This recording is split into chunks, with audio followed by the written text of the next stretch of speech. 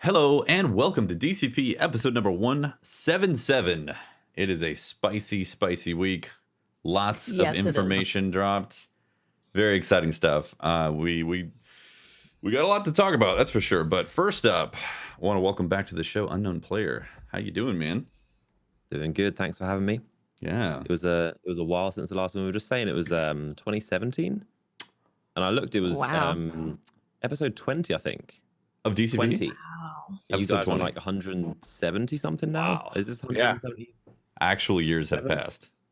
Yeah. you guys are putting work. You guys have been racking up the podcast, and now we're here in Destiny 2. That was in Destiny 1 back when we were having a chat. Now Destiny 2 is out. We got a whole different set of complaints. Oh yeah. We've gone through so many highs and lows of Destiny 2. What we were talking about last time, how we couldn't stand Trials. Right. What else were we talking about? The bright side of Destiny 2 coming out, how it's going to fix everything. It's Yeah, gonna, right. Right. Destiny 2 's all gonna them fix people everything. who's crutching on their shotguns. Oh, they're gonna be in for a surprise. Right. Yeah. Shotguns All and over sticky again. grenades. Exactly. Also, I've enjoyed the entirety of Destiny 2. yeah. And that's Drewski, by the way. Drewski's on the show this week. Fran is not here this week because he's getting his hair done. He's got a long-standing hair appointment that has to be made. Mhm. So And tonight, his not hair miss that. appointments are at least 4 hours. yeah, so. minimum 4 It was hours. great hair. This is his birthday too, so it's gonna be extra long. An It's a extra birthday long- hair appointment. This is Birthday 6 hours haircut? minimum. Yeah. So welcome back to the show as well, Drewski. We're excited to talk Destiny numbers and stuff, and the nuts and bolts, the sandbox and all that. So. Yeah. I mean, glad to be here. Thanks for having me. And yeah, there's a lot to talk about. A lot of changes. Yep. Yeah. Yeah. Exactly. There sure are. So before we get into Kinda that, overwhelming. because obviously the show, we could spend a long time, but before we jump into that, Unknown, how have things been actually? Let's spend a 10 minutes catching up. How's things Yeah, been it's in the been content creation front?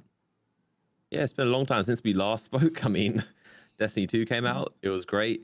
Yeah, lots of content. Still been trucking along with the videos, mainly YouTube.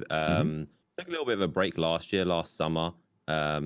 I just took a bit of time off and just kind of spent time just living a social life and actually doing things. Like I went on holiday for the first time in ever, really. That Like I've sounds never wonderful. been on a holiday ever where I wasn't thinking about YouTube. It's not like I don't like to complain about these things because it's like boohoo YouTuber. It's like no one really is gonna shed a tear for it. But it's like it's weird when you are constantly every day. Okay, what's my video? What's my next video? How's my last video doing? It's a constant. Anyone who works a job that's very constant can, I'm sure, relate to that. So yeah, it was really nice to be able to just take some time to just like be to myself and just actually live a life and be a person and just focus on just health and just like hobbies. And I also moved as well. I moved across London to a new place. So I had to furnish an entire place. You built a house, is that right? My own. No, I didn't build it. Oh, I just moved. That's what you did on your holiday, would've was been actually worse. built a house. It makes me scared. Like just anything to do with houses and moving and property is just like I don't want to move again. It's just like They say it's one of the most No. stressful things you can do in your life. It's I mean, awful. I got Oh, it is. unlucky because I had issues with internet. Like I didn't have. There was some tech issue. There was literally a bug that caused me to. I couldn't get internet for 2 months. Because of a Oh. bug? 2 months. Yeah, and it was it was Oh. frustrating. That was 2 at the months. new place? Yeah, where I am Oh. now. What- So it delayed. Like there were issues. What did with you do furniture, for the 2 there was months? Issues with the internet. I spent a lot of it on the phone to the internet company trying to sort it, and it's one of the oldest. Did they tell you to restart your router? No, it was. I wish I couldn't even get to that point because it was a case of there was an issue with the last person that lived here, and it was literally a computer tech issue. Okay. So that was the frustrating part. It wasn't even a case of like placing the order or laying the cables. It was a something that it took one person a few clicks of a mouse to fix in a Oh week. man. But it was a Wow. case of finding the right person. I went through probably dozens of customer service, always on the phone, and after every one you'd get off, you'd get a new one, and they wouldn't have a clue you Yeah. just talked about, and they'd all be basically a bunch of interns that were trying things, and then eventually I got through to one person who was like, "Oh, I know what the bug is," all the other people before me were looking in the wrong place, and he fixed it. The week later, got internet, which was right before Shadowkeep. So that was stressful. That was right but- before Shadowkeep. Oh my gosh. Yeah, My It wife was- thinks I it's was funny panicking. that my wife thinks it's funny that now I keep those people on the phone until I get a resolution. Like I just won't let them off the phone because they can't hang up on you if you're Yeah. not being rude. So as long as you're friendly, you can thing just is- keep that person on the phone forever. thing is, often they just like they. Well, in my Message. situation, a lot of them just kind of lied, and they told me what I wanted to hear. Like, oh yeah, Right. we're gonna fix it, and I was like, like, this is my job. This is serious. Like, I need internet like by Shadowkeep. And like, obviously, I don't know what that Yeah. was, but I was like, I have a deadline. I need internet by this date. Thankfully, I got it, and I was able to play Shadowkeep stream from day one, and it was good to go. But that was a lot of issues with that. It was weird because the first couple months of last year was me voluntarily taking a break from the internet and me choosing to like spend a bit of time to myself. And then the second half was like, okay, I want to come back, but now I can't. So it was kind of like forcing me off the internet. So it was It was cosmic. it was a weird one, but Cosmic universe forcing you into a non-content Yeah. creation. Or I was wondering it if you was went to weird, like different but- places, like a hotspot to upload videos. Or actually, I guess Well, you I I've done actually, that. funnily enough, my return video that I did, I went down to a hotel that's near me and used their Wi-Fi to upload it. Jeez. The very first video back that I did, I actually went to a hotel to upload it because my internet Wow. still. wasn't I there. can't remember what release it was, but I had to actually pack up my whole setup and I drove it to my mother's basement. And I set up in my mother's basement and streamed for 2 days from there because my internet was down. Wow.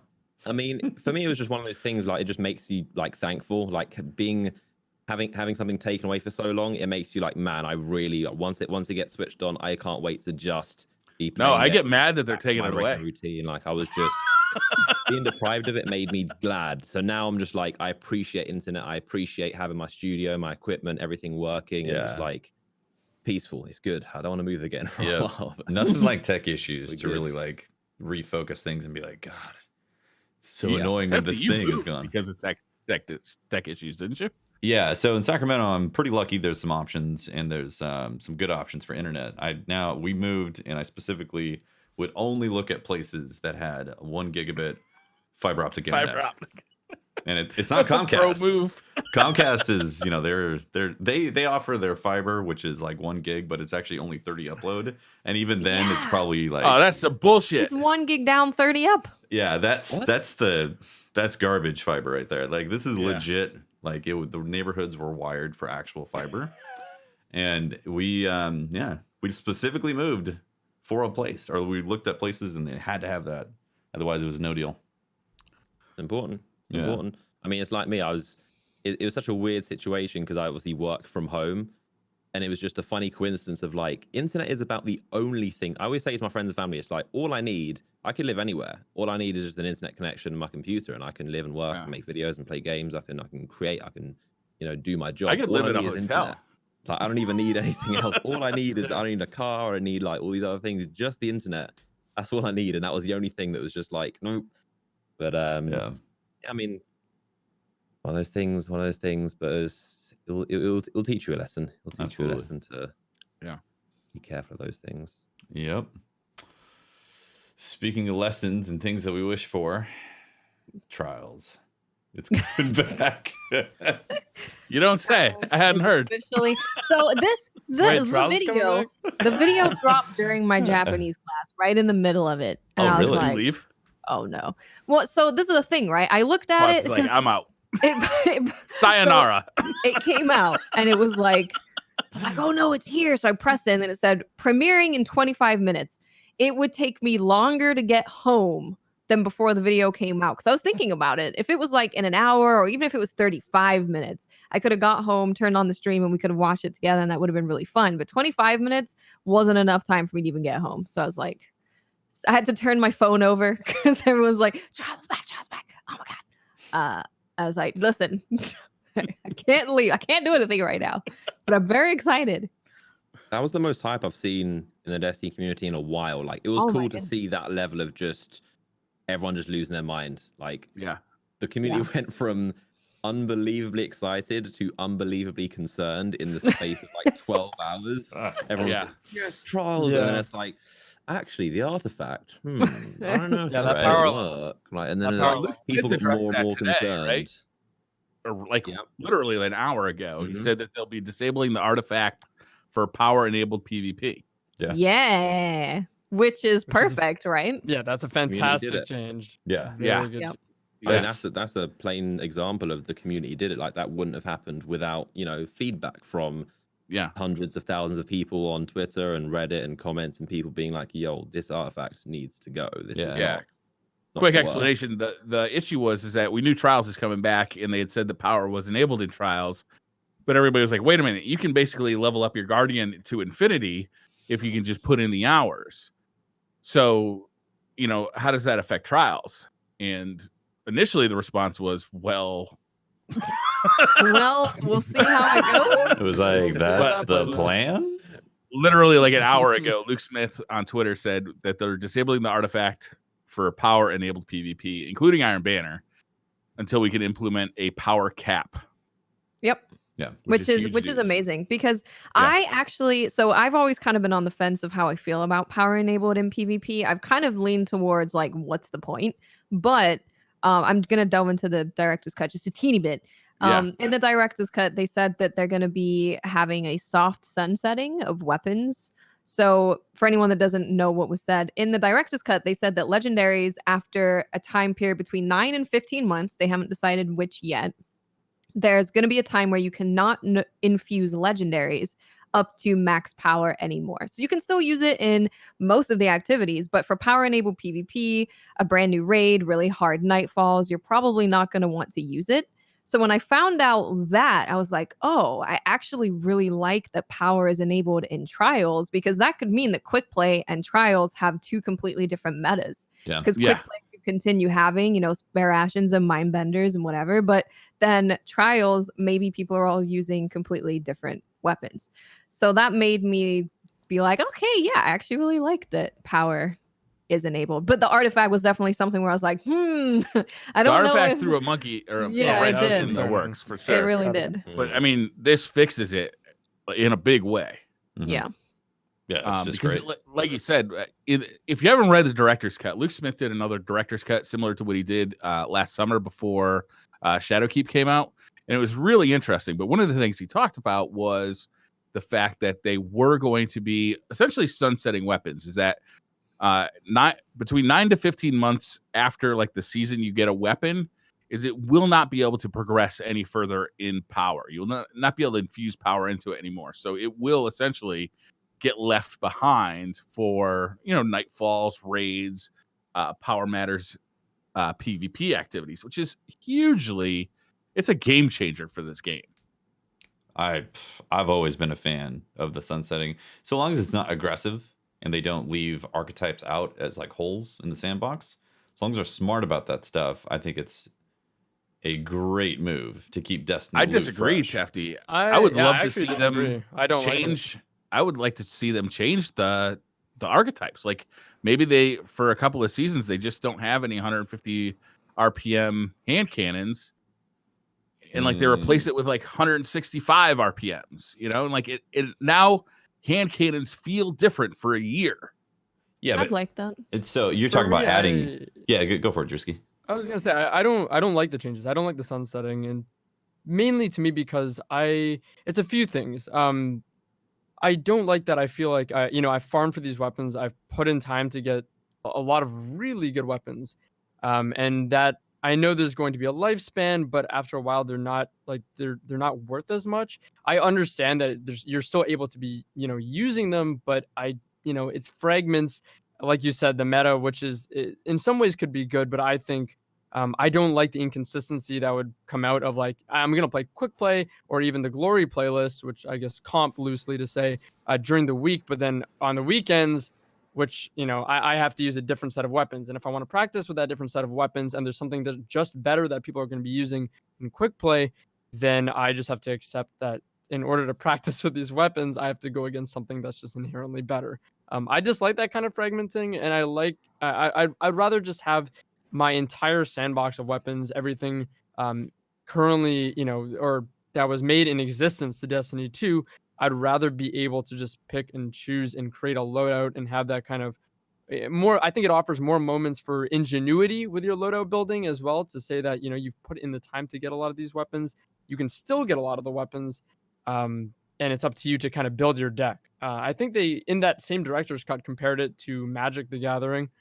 In a way, I think it's because Magic, I'm not super familiar with it. I'm loosely familiar with it, but Magic has a system in which, in competitive, not all the cards are in circulation all the time and able to be used in competitive play. Whereas, to contrast, a card game that I do play, Yu-Gi-Oh has all the cards always available to be used in the competitive format. Now, again, to be technical, there's a ban list, sure. But ban list, I think I compare it to sandbox balancing. It's just a way to curate and balance the game and make sure that the widest amount of variety is present and nothing particularly degenerate is continuing. I just like being able to know that I can choose any weapons in existence to build my deck, to build my loadout, and I think So that's here's part my of the problem. creativity in melding that. Is that the problem I have with Destiny right now is that I have like no drive to go out and get new weapons, because like even if I get a god roll on a new weapon this season, how much better is it going to be than the weapon that I've been using for the last year and a half? Like marginally at best, but probably not at all. Or I may let's say there's a hand cannon that's available in the new raid. Is it better than the hand cannon I got in the last raid, or the raid before that, or the raid before that, or the raid before that? Like, they cannot improve weapons without having power creep, and that makes all the weapons sort of uninteresting unless there's really something special about it. Like, it's got like an outlandish range stat or something like that. And then you got power creep. And that's still power creep. Yeah, so I'm empathetic towards that. I just think that partially for me, I think it's okay personally to see similar-ish weapons being able to be obtained from different places. For example, so Spare Ration's a great example of a gun that is like widely regarded as one of the best in PvP right now, and it's only available from something like the Reckoning, right, and Gambit Prime, and usually farmed from the Reckoning. Now, I would be perfectly okay with a Spare Ration-esque or similar-ish weapon that was available from PvP in some way, or even like available from, I don't know, what else, like a raid in some way. Like, I'm just saying, like, I'm okay with even similar-ish loot if I can get it from different places, because that also means now I get to do different activities to and have higher chance of getting an effective weapon, while it not being like just me running through the same mundane thing over and over. Like, the hours I'm sure myself and like other PvP players have put into Reckoning is just like daunting. What's going to make you use that new weapon though if it's basically the same as Spare Rations? The Or thing what's going to make you me, play the game and farm for it? For me, it would be more so like, I guess in some way they'd have to include some sort of niche perk or something. But for me, I just think just having it as an available source to give me like a better way to get it, I guess. So the niche perk like concept is essentially power creep, because if you have to keep on adding a new niche perk for each time you add this new 150 weapon and all those weapons are available, eventually you're going to have this power creep. And that's why, like, I think sunsetting has to be the solution. Personally, I would nuke it all. Nuke all of it. If it was me, a Bungie, I'd be like, just delete everything once a year, start again. Yeah, right? I agree. The tower blew up again.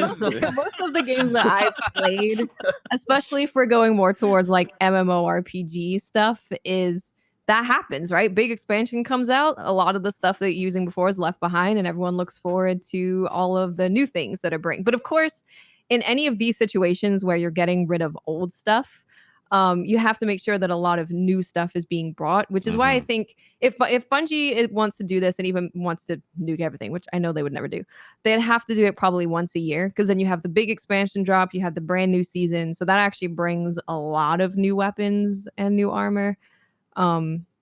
But yeah, I think to be like what they're going to do is let you infuse everything for a certain amount of time. Like, it'll have a timer on it. Like, if you get a Spare Rations today, in 9 months, you'll know that Spare Rations is going to get left behind. It'll still be as powerful as it is, 9 months from today, but in 10 months, it has stopped getting more powerful. So that the next generation of hand cannons you're going to be looking at with an eye, how am I going to replace that Spare Rations? Like, what do I got to farm for?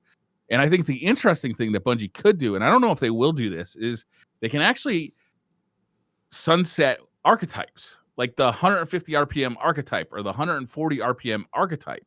And they can actually take that out. Like there's no new 150 RPMs for, this season.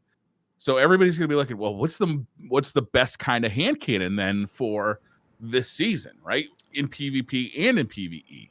Right. I think that's great for PvE, but I think PvP would inherently buckle under the archetypes. So I think for me, removed. it's like just the thought of I spend X amount of time, let's say like anywhere from a few weeks to a few months getting said, let's pretend against spare rations, and then I have like a few months with it afterwards. Let's pretend it takes me for some odd reason 3 months to get a really, really great roll that I'm like really happy with. Then I have 6 months with it, and then I have to do that cycle again.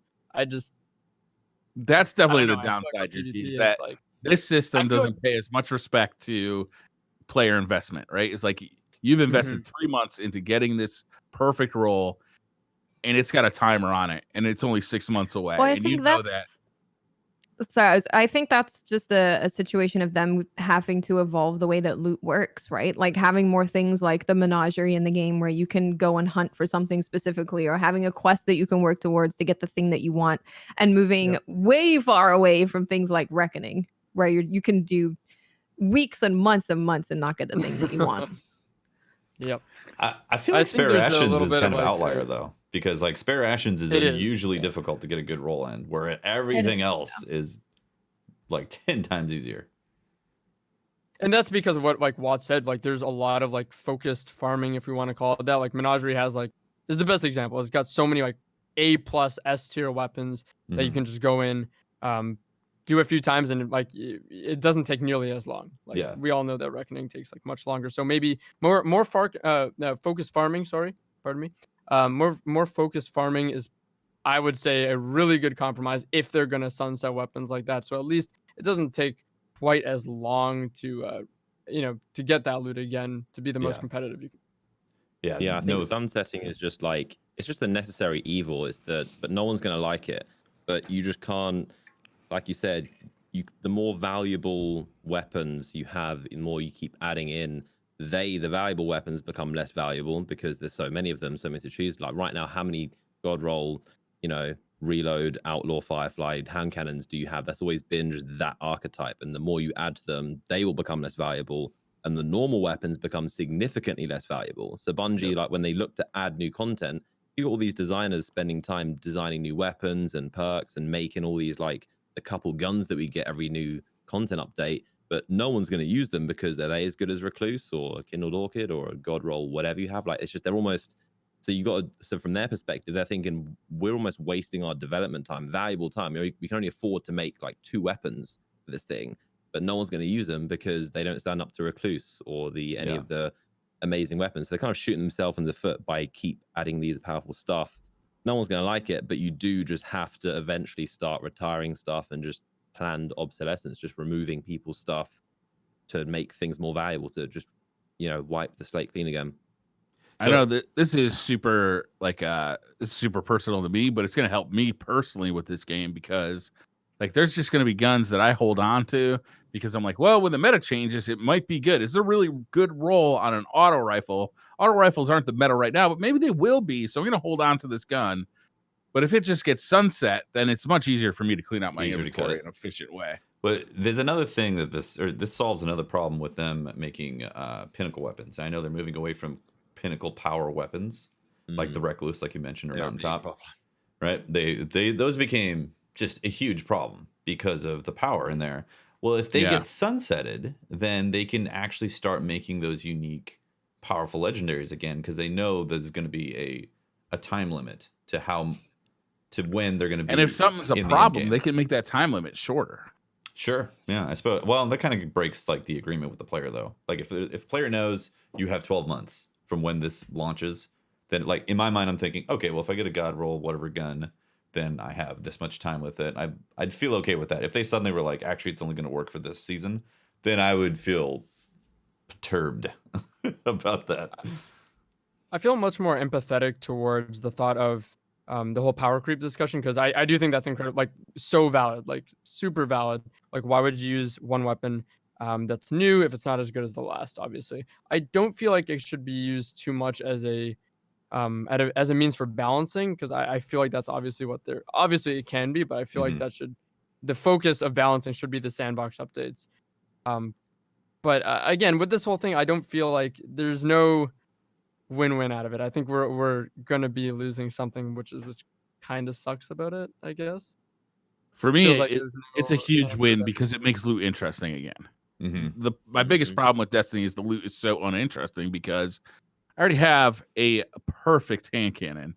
Why would I bother looking for another one? You're just doing it to Mine is check off a box just to say you've done it, but you're not necessarily going to use it. Like, how many exotic weapons? They're all amazing looking, but most of them you just kind of get them just to check them off. But these pinnacle legendaries are just so good, and especially the god roll ones. They're giving you very little reason to use anything else, pretty much. I don't know. Maybe it's because I tend to nitpick with weapons. Like I really like. For me, when I'm playing the game, like I love to go super, super deep into each like weapons, like specific things and traits about it. So for me, that's I guess how I've made loot interesting to myself, where I like just finding the smallest little things about each weapon and what they excel at with whatever different incredibly niche and specific roles, and that for me makes so many different weapons desirable. I think that's valid, and I don't think that anybody on this call is more right or wrong than anybody else. I agree. Because everybody's going to have their own opinion about this. Yeah. But I mean, we all like it is a loot, huge we want it change. to be valuable. But for it to be valuable, it has to be rare. For it to be rare, not a lot of people have to have it, but everyone wants to, it's just it's impossible to try and please everyone. They can try, but, someone's always going to be like, I want to keep this thing, and they're going to be unhappy, or there's going to be people who have too much of it. There's just no balance, but they can try at least. And it's a tough solution to a big problem. Very difficult. Another thing too, though, that I want to highlight is that a lot of Destiny 2's raid loot has been lackluster, and that's because of the way they've handled loot in the system. And so with sunsetting, it opens the doors now to where they can actually have really good raid loot that they know is not going to be dominating for the next like 2 years or 3 years or whatever, since there's a sunset time in there. So they can have a Fatebringer come back into a raid and know it's not going to be the only gun. Or like the Midnight Coup situation, Yeah. Can we talk a little bit about Trials? Because I'm really excited for Trials to come back. No, we're not is talking really Trials, guys. back. No? I'm excited though. So I mean, we knew Trials was coming back, right? Like the signs were on the wall, the leaks were out there. They had called the YouTubers out there that used to play Trials every weekend. Like we knew it was coming. But now they've confirmed it. They've showed some of the maps that they're gonna bring back, like Anomaly, Boo, and Exodus Blue. Yeah. Exodus Blue and Anomaly Cauldron. Yep. And I think at this point we're pretty sure that it's gonna feel a lot like Destiny 1 Trials, right? Like that's gonna be the feeling they're trying to bring back. But they're bringing it back in Destiny 2, and they're even bringing back the original armor from Destiny 1 Trials of Osiris. With the caveat that if you go flawless, it looks like it glows, like the Osiris emblems glow. Do you guys think that it only glows if you went flawless this week, or do you think if you get flawless, if it's that week, you get a glowing armor? Okay, so they said the words that week, so it kind of implied it would go. It's like the Nightfall auras; they'll go away at reset, I assume. Okay, which I don't know. I mean, I'm excited for Trials and all that, but the glowy ornaments is I don't know if that's the most exciting part of Trials. It seems a bit like there's a lot of really cool looking gear. It was a rehash of Trials armor. Like I would have liked to see brand new as well. It's the year 2. Like there's still the year 1 Trials armor. There's the year 3 Trials armor. Like those are equally amazing armor sets. I'd love to see, if there are maybe ornaments or ways to go flawless and get those armor sets. That would be sick. But speculation-wise, do you think there actually is like another set that they're just not showing because this is like the initial preview? I don't based on like the amount of armor. I don't think so. Based on the amount of armor that we get in expansions now, I highly doubt it. I would love the year 3 Trials set, honestly. The Rise of Iron, that was my favorite. Like that, I love that armor set. The third with all the glowy ornament sets, the big Titan beetle and the kitty cat cloak and the Warlock. The kitty cat cloak. That was really cool. That's what I'm looking for. That's pretty good. I wouldn't be surprised maybe if they do bring back some of these in different seasons, and then Possibly, Yeah. yeah. I mean that's a whole I'd conversation that agree. we can have about how do we think they will continue to support Trials going forward. It's a whole different conversation. Well, I'd like to see new armor. I don't want to see rehashes of old armor. They get. Well, I think to they'd me, have they to get this. eventually. Well, yeah, they do have to do new armor because they'll run out of old stuff Yeah. unless they just leave old stuff there for years on end. Which would be bad. So Yeah. this is actually one of the big criticisms that came out was that Trials D1's coming back, and it's like, look at all this old stuff that's coming back with it, where it's like, whoa, we had that. I feel like you get a pass on this one time because you're bringing back a nostalgic game mode. You can bring back like nostalgic armor, but like don't make this a habit because like I already earned this once, guys, and you blew it up when the it blew up the tower. Like I don't like having to blew up the tower, except for this 10% that was sitting over here with Trials gear in there. Oh, look, we found all the Trials gear. Osiris is holding on to it in the lighthouse.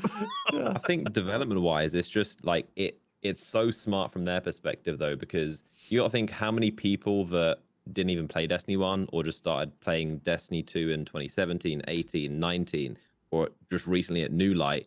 Imagine they've never even seen the Destiny 1 gear. They probably think all like Outbreak Prime and Bad Juju and these armor sets. Like imagine, obviously we don't fall into this category, but think of the people who have never seen this stuff. They must be like, whoa, look at these new maps and these new armor sets. But us hardcore players are like, yeah, we've been using that for 3-4 years ago. That's not new to us. Like there's a lot of people who'd be like, whoa, shiny new stuff. But to us, just a bit like, It's some of the best looking armor we've ever had, so I'm okay with it. And it's updated as well. Like the Warlock, the chest piece is like really like high resolution textures, like all the little jewels and bits. Like it, I think it's gonna look good.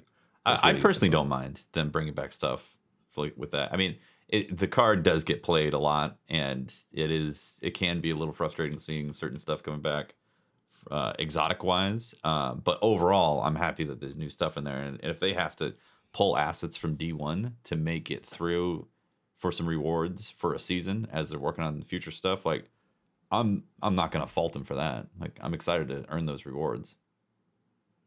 Yeah, I'm cool with that too. I think that the armor is also pretty widely regarded in the community as pretty iconic. So in this case, I think that is pretty cool. And I assume it looks like the weapons look pretty new. So I'm cool with like older armor if it's still alongside new rewards like the weapons. Yeah, those weapons gotta be a couple good. New ones. Yeah. I think there's a shotgun and a hand cannon in there at least. They look like new frames, new designs, which should be good. Do we know the details on how the card is going to work? Like, is there going to be like a forgiveness bounty kind of thing, like there was later on a mercy? Is it going to be like a 9 and 3 kind of thing? Do we have any details on that yet, or are we still waiting? We have the leaked card that popped up, right? That showed like the wins and then the losses thing. So I think honestly, I would expect it to just be the exact same as D1 because they kind of nailed D1 over Trials. The course of D1. Not with the mercy and with the card.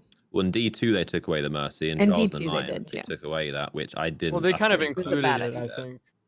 Didn't the mercy come later, or was the mercy right from the get-go of? I feel like it was right from the get. Yeah, it was definitely get-go. Yeah, there were boons. But in Destiny 2 they took it away. All right. But I don't. I mean, on the mercy thing, I think an hour, maybe 2. An hour if you're quick. 2 hours to invest your time into is a long time to have one loss, be it getting lagged out, facing cheaters, whatever it is. Like in Destiny 2, it was frustrating to just get your card just invalidated by a mistake, not even a genuine loss, but it's too risky. Like, somebody gets cut from the fire team because of a weird network problem. Yeah, that happened. That happened in my very first run. Got cut in the middle. But you need a mercy in there, I think, just to, just a bit of insurance. Have they said anything? You definitely need mercy on Reddit? I wonder if they've. I haven't seen anything about mercies. There were 3 boons, right? There was one that would give you like an extra win if you won your first round. Yep. There's the mercy. What was the third boon? Start with a win. Just a free Start win. with a win, yeah. Start with a win. And then your next win gets you another win. So 2 wins for free. And then there's mercy. Okay. Yep. So it's basically 2 free wins. And it is 5 wins, basically, I think. 7. I'm really excited about free loss. Like I'm a little worried that the community is going to make it shitty for me. And not the whole community, just the part of the community that likes to DDoS people and likes to, cheat and stuff like that. Yeah, but PC might So be the more the dangerous. Destiny community manager in Germany put out on Twitter that in the TWAB they were going to be talking about new things that they're doing to deal with cheaters and stuff like that. Now they didn't Yeah. talk about it in the TWAB, but there's definitely something that we don't know about yet that is being done that is extra than what we currently know. So maybe it'll They're be in the gonna next pull out TWAB, your maybe they'll fingernails talk if you about it. cheat at Destiny. Yeah, I'm is it sure like they've thought about it. They're obviously not oblivious to it. So You're gonna get a hopefully, if knock that's on the a door. Thing is, Yeah. Trials is like is this, no other mode because Trials is I've never seen any other mode in Destiny like Trials in the sense that people will do anything to win. There's Yeah. no rules. They all go out the window. It is because They'll there's pay so other much on the people that line. There's people do that care about the win. counterfeit. There's people that get in carry. There are people that pay others to go. Like there's so much. yeah. Like I've never seen a mode where people will do anything. Like they're so desperate they will cheat if they have to. Like there's really anything goes out the window. So the levels of cheaters is definitely going to go up because especially when there's money on the line, there's people charging for stuff and doing, Right. I've always said account that I crowds think and- the biggest reason that it took them so long to bring it back is because they were working on stuff to help with the DDoSing and cheating. So I'm still holding out, especially with the German community manager saying something about it. I'm still holding out on hearing something. I has been done. sincerely Yeah, hope you're same. right. I really do. But given the past history and how the game's networking has been, I do not expect them to have anything specific for cheaters. And I think it's more like, hey, we're watching you guys. That they're gonna be like, we're gonna be extra watching what's going on and gonna be extra aggressive on some bans. But I don't think it's gonna prevent people from still using those tactics. If I owned a VPN right now, I'd be all over the Destiny subreddit being like, hey, we have this new buy one, get two free deal. Get you and your fire team a VPN. The Trials Express. Don't Yeah. get your router DDoSed. Use a VPN.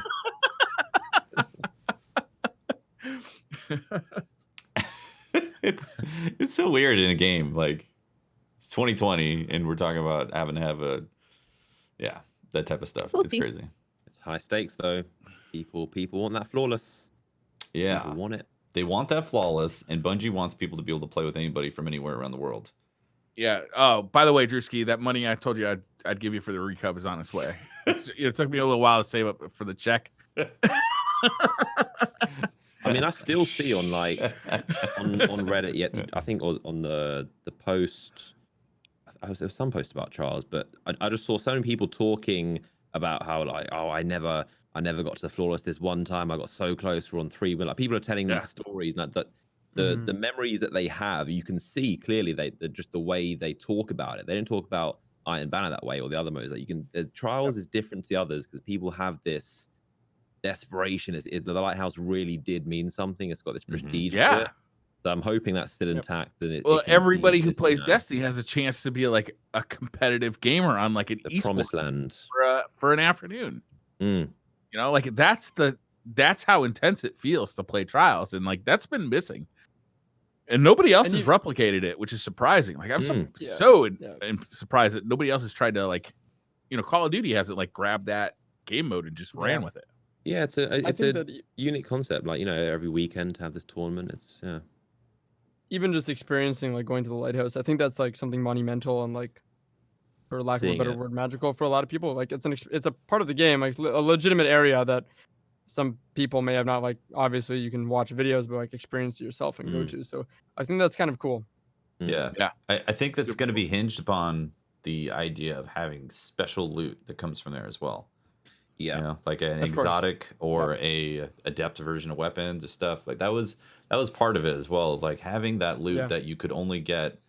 It's like the raid. You do the raid. If you were going to get Vex Mythic class, you had to do the hard version of VoG and get that drop and get lucky. And it kind of instilled part of that, but it was PvP, and they got to make sure they do something.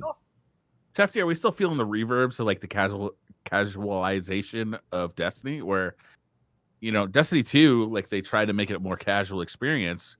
Destiny 1 is you had to do the hardest content to get the best guns. For Destiny 1, you had to do the hardest content to get the best guns. Yeah, I feel like we've still been recovering. I feel like we've still been recovering from that, from vanilla D2.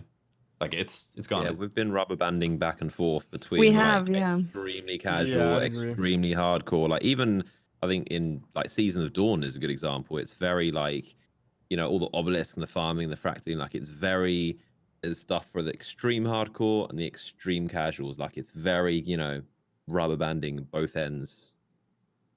Yeah. Agreed. I'm excited to see what they're going to do with the Trials loot, though, and how they're going to handle that. Yeah.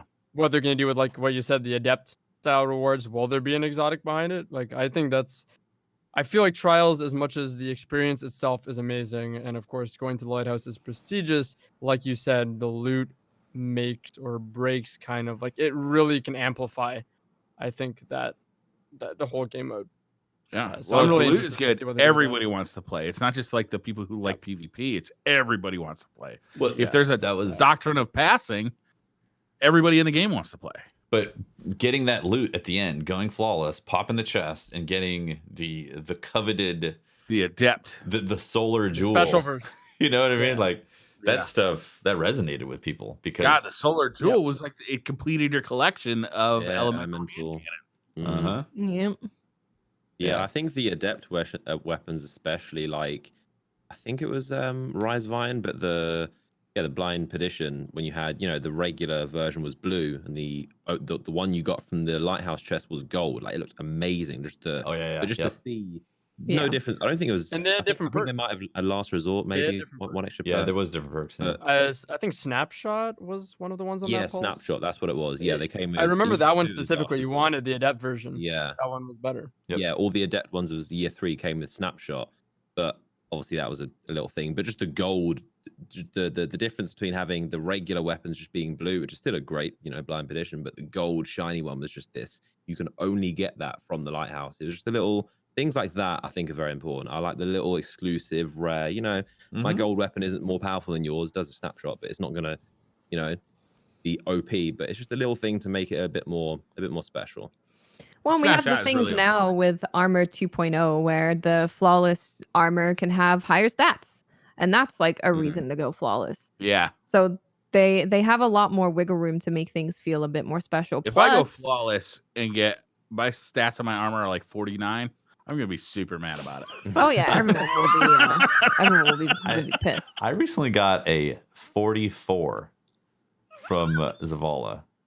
44. Did you slap that blue fucker right in the face? Because you I should mean, have. I wasn't trying to get high rolls or anything like that. I was leveling up my warlock. And I I looked didn't even know it could go that low. I know. I looked. I was like 44. It was either 45 or 44, but I was shocked at how low it was. Did you keep it as like Yeah, an that's pretty artifact of how abysmally low low. you could go? Yeah, I think I still have it. I don't think I deleted it yet. We also have the new title that's coming, which is flawless. Yeah. Yeah. So How do you think you get that? So I'm really hoping that it's not either like Unbroken, where it's going to take 9 months to get it, but I also hope that it is a significant challenge or time investment to get it. So I don't want it to be 9 months and time gated just because to be time gated, but I'm Like expecting go flawless something every like, season. go flawless X amount of times, get all of the armor and all of the weapons, get X amount of medals from Trials. Like that's what I would be expecting. So I hope it's something like that. Yeah. And I not mean, just go flawless once.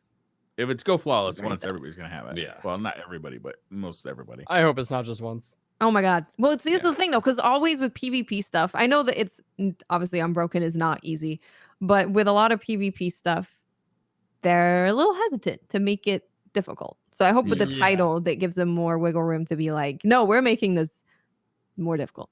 Yeah, I remember back in Destiny 1, they never had there was no piece of loot, especially exotic, that required a flawless. They're always very specific on that. And there was always a lot of people being like, you better not, Bungie, don't ever make anything, lock anything behind the flawless, because I'm not good enough to go flawless and you don't want that. But this time around, you know, one would assume the title flawless, and there's probably going to be some other loot that is going to require a flawless. So it's going to be interesting to see what they do actually lock behind that thing. But it's Got it. With a game with a flawless ticket, win 10 more games in a row with a flawless ticket.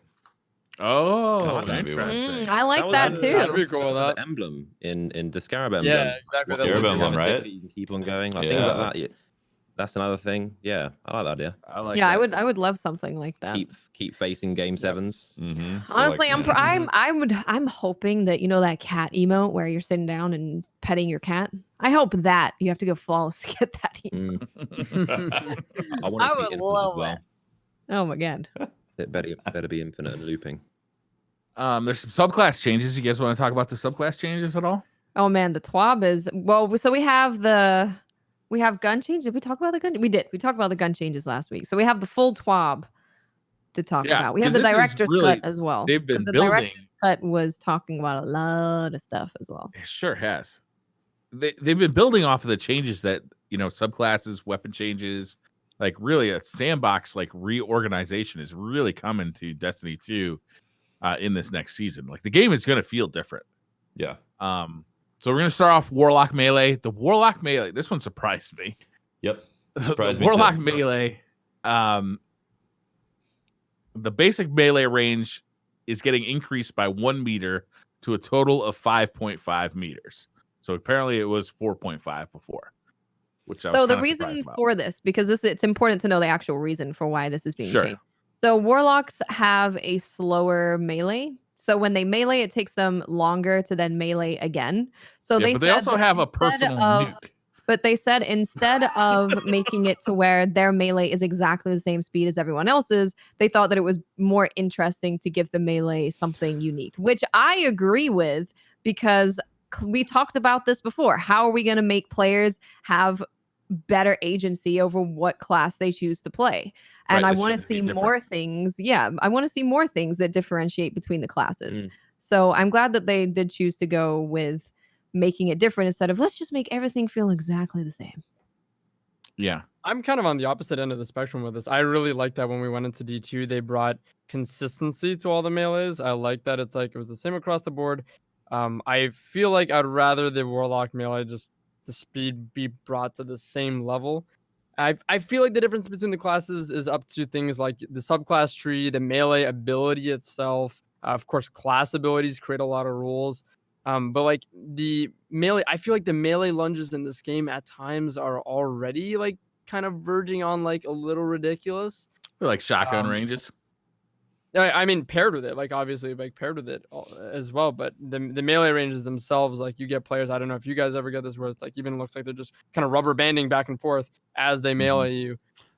Yeah, I was gonna I say. think I was that's gonna the say that difference networking problems feel like they dictate the melees way more than the actual speed of the melee. Yeah. And I think that's kind of a different perspective between this game being more RPG and being more FPS. If we're going more RPG, then the classes need to have a bigger difference between them, which it seems like that's what Bungie want to do. So it's in line with just what they've been saying. Yeah. Yeah. Totally. Titan barricades are getting some changes as well. Yeah. Pretty big. They're creating counters to the barricade while also raising the barricade health from 500 HP to 600 HP. Sniper rifles. Imagine being in Trials. You get someone down. Oh, Titan Barrier. Oh, well, okay. Yeah, so Titan barricades, the following weapons will do 30% extra damage to barricades. Sniper rifles, grenade launchers, linear fusions, machine guns, trace rifles, and anti-barrier weapons. And the following weapons will do 60% more damage, shotguns and fusion rifles. So they're getting 100%, or they're getting 100 HP more, but weapons are doing more damage to them. Well, kind of like secondary and power weapons are doing more damage to them. And anti-barrier. Things with anti-barrier mod slotted. Yeah, which makes sense. Which is a cool use for them. Exactly, yeah. Yeah, I mean, I think this is great. I think we could all foresee a problem of playing Trials against a team full of Titans and they just constantly put barriers up when you get someone down and you'd be like, they just build forehead. They just, they're out there playing Fortnite. Just building. This actually makes me think that Bastion is going to be pretty nice in Trials because fusion rifles do more damage to Titan barricades. Yeah, a lot. And it's like not that bad of a weapon anyway. Yeah, 60% increase. I wonder like how many bursts of say like a high impact fusion. Yeah. But yeah, you do also have to think, do I want to dump my entire special ammo into kill his barricade? So it's Yeah. a That's what's really decision, cool, right? I Yeah. think. Well, if I it think works it's like really Trials, smart of them to make if it works these- like Trials, where at the end there's like a point and everybody's got converge on it, it may come down to like we got to get that barricade down. Yeah, I think it's really cool these changes that they made it with like energy weapons and like your special weapons, because you do have to make that decision now. It's going to take longer to kill or take out with your primary weapons, but you can spend your special weapons and probably take out the barricade relatively quickly because of these changes. But then you're obviously spending your special ammo, which is again your most lethal weapons in your toolkit. So it's a pretty creative change, I think. Yeah. They're taking a shot. They're taking a pass on the one-shot abilities. The Titan shoulder charge. They've reduced auto targeting angle by 50%. They've adjusted the lunge distance to 5.5% for both targeted and 5.5 meters for both untargeted and targeted lunges. Targeted lunges were previously 6 meters, and untargeted lunges were previously 4.5. So untargeted gets lengthened, but targeted gets shortened, which is actually kind of nice. I like this. If you use it for navigation, you're actually getting a boost. Yeah. But if you're using it to just like auto target whoever's closest, you're getting kind of a nerf. Yeah. Yeah. I personally like it. Yeah, there's gonna be less scenarios where like someone can just like pull a crazy 90-degree, just go right on and just lock on into you, which is really good. I think that's like a point of frustration, minor frustration at times where like someone looks like they're like nowhere near you and they're like boom, they're like lunging into you. And on the flip side though, they're normalizing that lunge distance, which like you said, like means for people that are using it as a mobility option, like this is kind of a buff to that, which is definitely pretty cool, right? Yeah, it's pretty cool to see Titans get a little bit more mobility. The Hunter's weighted knife is actually, they're changing to new tracking tech that will make the knife more faithful to its initial throw trajectory. Instead of you throw it behind you and it hits the person's head in front of you. Silly. Yeah. It's pretty silly. It had a lot of tracking on it, but I'm pretty interested to try this out because I don't like this isn't a tangible type of change like the last change. We can tangibly understand what that is. Yeah. This one, it sounds like more like we got to play it and see how it feels. So Agreed. I'm interested in that. I think the reduction is good overall, but I'm gonna have to try it. Handheld Supernova is getting some major changes. It's funny because when you're looking at the TWAB, it's like one line, handheld supernova. Here is an essay about how we're changing. Hell yes. They're increasing the activation time by 0.6 seconds. That's over a half a second. Reduced hold time from 3.5 seconds to 2.5 seconds. Reduce range by 20%. Tighten horizontal spread of bolts by 25%. Bolt explosion now does self-damage. And reduce bolt explosion radius from 3 meters to 2.5 meters. Yikes. Yep. Now, they did say, there is a note in the TWAB where they did say that because of the tightening of the cone that it does, it actually makes it better against supers. So you're going to get more focused damage against them at once. So like before, these bolts would be more spread out. So like you're not going to land as much damage. Now that it's focused, it's like you could probably do a pretty considerable amount of damage to a super because of it. Yeah. Self-damage is interesting. That's you would have got to be a lot more careful. I feel like that kind of should have been there from the beginning, just to prevent kind of kamikaze. Just lob it. You got to be careful of where you throw it. Like, oh, you're right in front of me. You'll see. You'll get it. Yeah, pretty much. I mean, most grenades you can't just lob them in front of you and blow up, and you'll Yeah, it's good. Magic grenades, space magic. I am very happy about the nerf on that because like a lot of the times, one of my biggest problems is that I feel like you could just casually wipe out a control point with one handheld Nova. You're like, oh, we're capping B. Yeah. I've seen it. I think ultimately this makes it worse for people who are just using it because it's an easy thing to get kills with, and makes it actually better for people who are going to be using it skillfully. Yeah, most people will stop using it. Only the people that are really like they really they'll keep using it, but most will stop. Well, I think it definitely makes you have to have a lot more.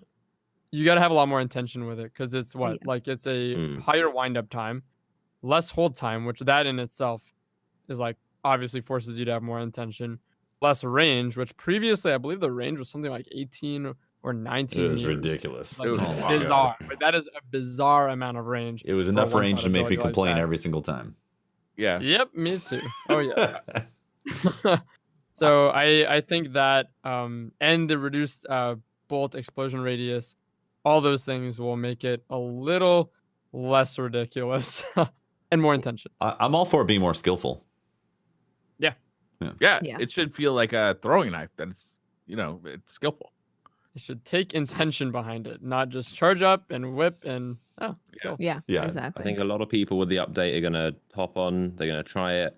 They're gonna blow themselves up, and they're gonna never use it again. They'll be like, "All right, I'm not using this." Justice served. The reason I'll be playing a hunter the entirety of next season is because hunter trip mines are sticky again. Yep, the unicorn's back. The unicorn is back. We've missed it. That's hilarious. I'm so glad that's back. Patrick I went hope- to Bungie. He did the Lord's work, and now all is well in the world. Didn't they take that away in Destiny 1? No, I think that was a Destiny 2 That thing. was a Destiny 2 nerf. Now, what they didn't confirm though if it was going to be a one-hit kill though. Get a It unicorn. probably won't be. I don't know though. Why? I mean- It should be if you stick somebody, they should blow up from it. Are Destiny any 1, it sticky was a one-hit, grenades? I think. Yeah, it was definitely a one hit in Destiny 1. Yeah. Yeah. It was, In Destiny 2, grenades generally aren't one hits. Yeah, but this is I don't like, think it's gonna one hit. no. You think it's going to bring him down to like I a don't sliver or think so. something? Yeah. I think Yeah, that then would you can have just, been- like, if you tap do a little them. bit of bonus damage. I don't know. I'd See, still see a here's one how I hit. feel about this. If it takes skill to stick someone, as in there's no magnetism crap like some of these sticky nades have. Like if you have to Yeah. actually hit them while it's moving through the projectile space, then you should be rewarded with the one-hit kill. But if there's any magnetism, like the knives right now, I they're think if you ridiculous. headshot somebody Yeah, with it yeah. and it's literally a unicorn, I think then there should be crit damage on the sticky trip mine. Yes. Only in a Other than that, specific I don't think scenario. it should kill. When you see someone just like running around and you see the big light red guy. laser just sticking off of them, and because they're moving, it's just like spinning around, and you're Yeah. like, So good. I don't know. It's hard to Before- tell, but I feel like just because it was kind of like omitted maybe from like this one brief line, it's like it makes me just think that they're gonna stick to people and then just do damage. yeah, I don't know. They might have made a bigger deal of it if it was one hit. I think. Like maybe Um, Sure. yeah, I don't know. I mean, I guess the good thing is that when you throw it at someone, it's not just going to bounce off them and hit the floor and then they don't take any damage Mm. potentially. So you can at least Yeah. like stick someone with it and they take some damage. Yeah, that I before agree we- with, and that could be the driving That c- force. Yeah, exactly. Before we move to the next thing, I do want to mention that so handheld supernova did get nerfed, but to compensate for that change, they're putting some more power into the rest of the subclass. So the Nova Warp Super has increased damage resistance, a longer duration, and a reduced blink cost, which I think is great. So if you're looking at this class as a whole, right, you have a longer melee lunge. You have a handheld supernova that is going to be better against supers. And then your super itself is actually better. So I do like that they're putting the power throughout the class instead of it all just being in one spot. Yeah, it makes sense. Yeah, that's fair. Mm. I don't know. I'm on the fence about a buff to Nova Warp because on one hand, I think that it is a deserving one because you're taking away a bit from its best ability on the class. But on the other hand, I feel like there's a very fine line with this class that There it kind of is, yeah. teeters on. Like it's very evasive. It's got blink repeated, which is now going to have less cost, Yeah. a longer duration on top of that, and more survivability. So Yeah. I'm very interested to see how it's going to play out. It's just something to me that I can't like say is good or not before trying it. Yeah. Yeah, for it was- sure. I gotta Very say, as a relatively lazy. long-term Warlock fan, I am really excited to check it out. Yeah, I've started playing Voidwalker a lot recently, so I'm gonna try it out. Nice. What else do we want to talk about? Do we want to talk about the Twitch Prime stuff? No. General No, subclass no. tuning. Okay. It's huge.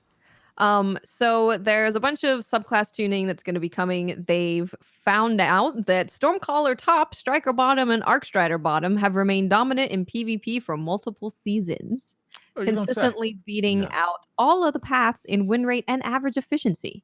These paths have also ranked among the top PvE paths in terms of kills per minute, so they are adjusting these paths and others to bring them closer to the middle of the pack. But on the other end of the spectrum, paths such as Voidwalker bottom, Nightstalker bottom, and Striker middle need some love. So they are... We don't know the specifics about this, but we do know that these specific subclass trees are either being brought up a little bit or brought down a little bit. But we don't know. love this because it makes you want to experiment with like every class in the game. It does, You know, yeah. like it adds so much replayability when they make adjustments like this. I mean, it's cool, but you're not experimenting already with them. There's so much to offer, so many things to do. No, I guess I'm not. Come on, I'm pretty try excited something new. because the bottom tree Nightstalker pairs really nicely with Caprice Sting because you can go invis and you can get wall hacks. So if they're then buffing the other parts of that subclass, I find that very interesting. Yeah, I think there's going to be some good Invis Nightstalker builds. Yeah. For sure. It's already pretty nuts. Like it was. I remember when this change first came out with Monte Carlo, like that was like Yeah. you could go invisible, get walls, get a kill. Monte Carlo's since then been nerfed, but I guess the idea stays the same. But you get your melee back, go invis, get walls, get a kill, and then that just loops. But aside from that, I'm interested to see how they're going to adjust the classes that they're going to be that they explained have been at the dominant or the top. Do you guys agree with Stormcaller? I guess top Storm, bottom Striker, and Arcstrider bottom getting like potentially a nerf? Yeah, I'm a little mixed on it, honestly. Like it's right. I'm it's mixed one of on those it. things where I don't feel like they're way out there. So to hear them saying that they're going to be hammer them down to be more midline, so others have a chance to grow on that or get to be more experimented with in the meta. I don't know. It's one of those things where I'm gonna have to see how hard of a hit that they're gonna do these things. Yeah. It's I- hard to say, right, without specifics. Yeah, I don't want them to like Yeah. kill some of these subclasses. That's what I'm worried about. Yeah, I know they're like the most used, but I'm not sure if they're like in need of a nerf. They're definitely, popular and good, but I wasn't aware that they were that, crazy strong. But Exactly. evidently Bungie's numbers say otherwise, so we'll see.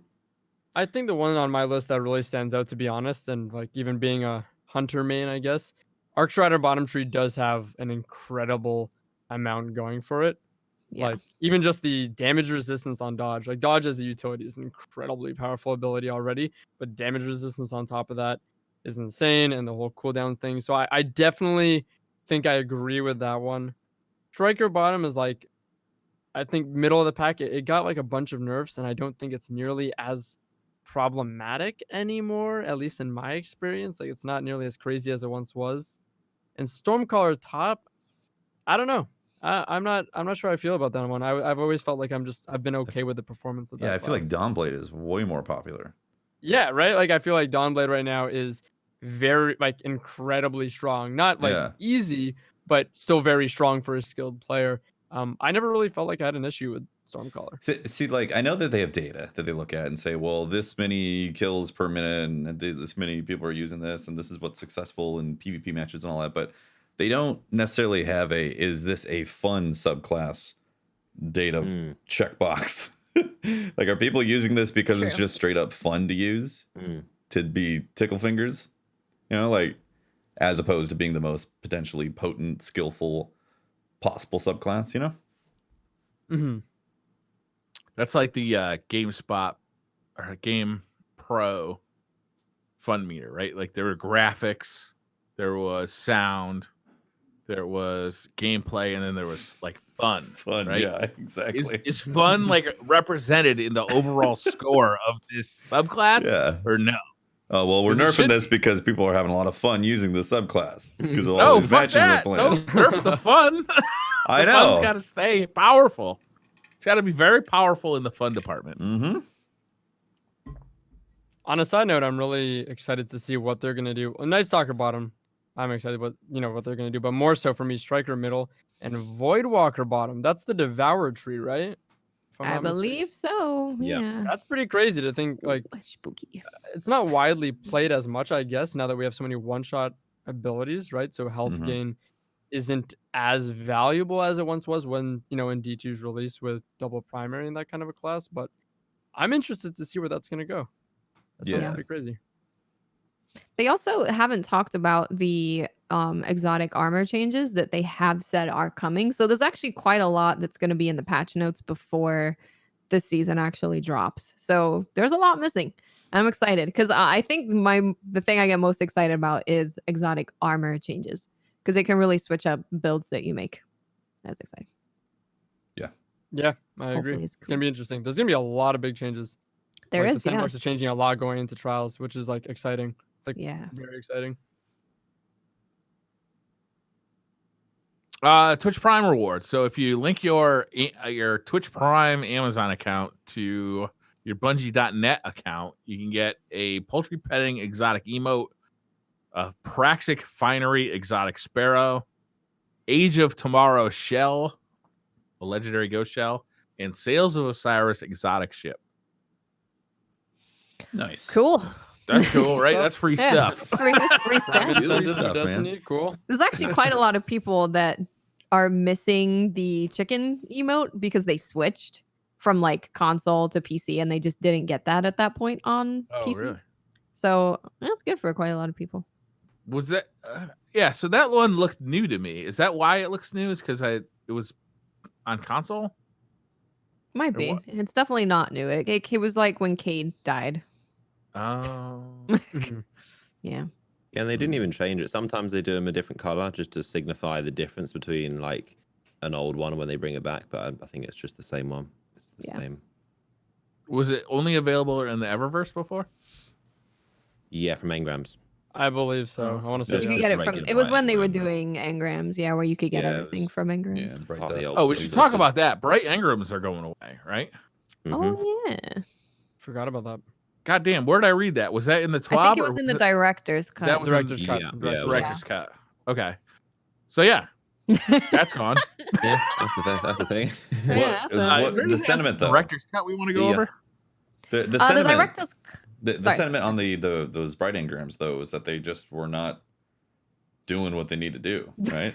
Yeah. So in that director's cut, it's very reflective, talking about the things that aren't working currently, and like the loot chase for this current season, and those You bright can't engrams. buy them anymore. That's right. Yeah, they're not going to be in the Eververse store anymore to buy.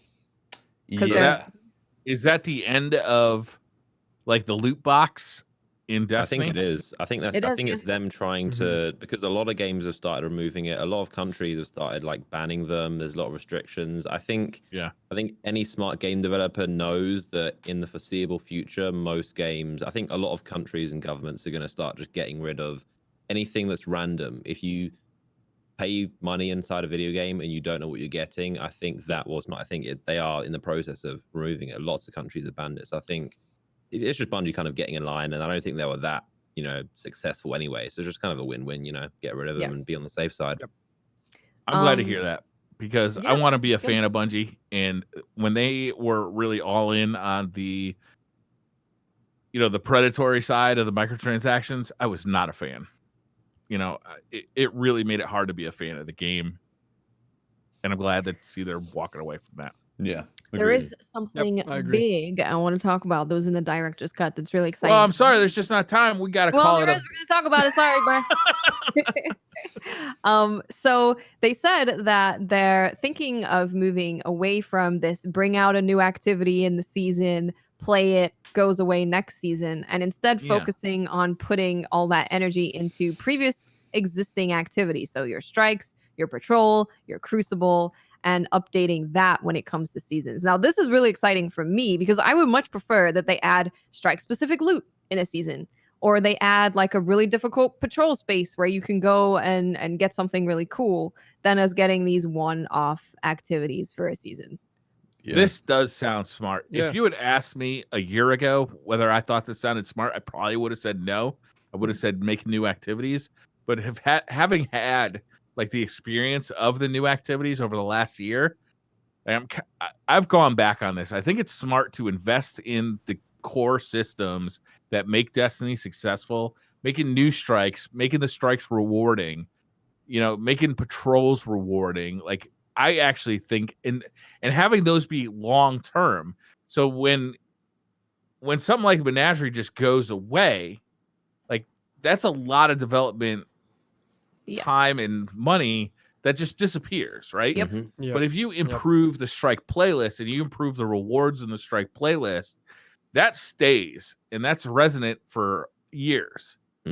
Absolutely. Yeah. Like imagine a season where they add a new menagerie encounter and they add a bunch of new loot to it. Like that is to me way more exciting than, oh, you get to go play Sundial and do the exact same thing.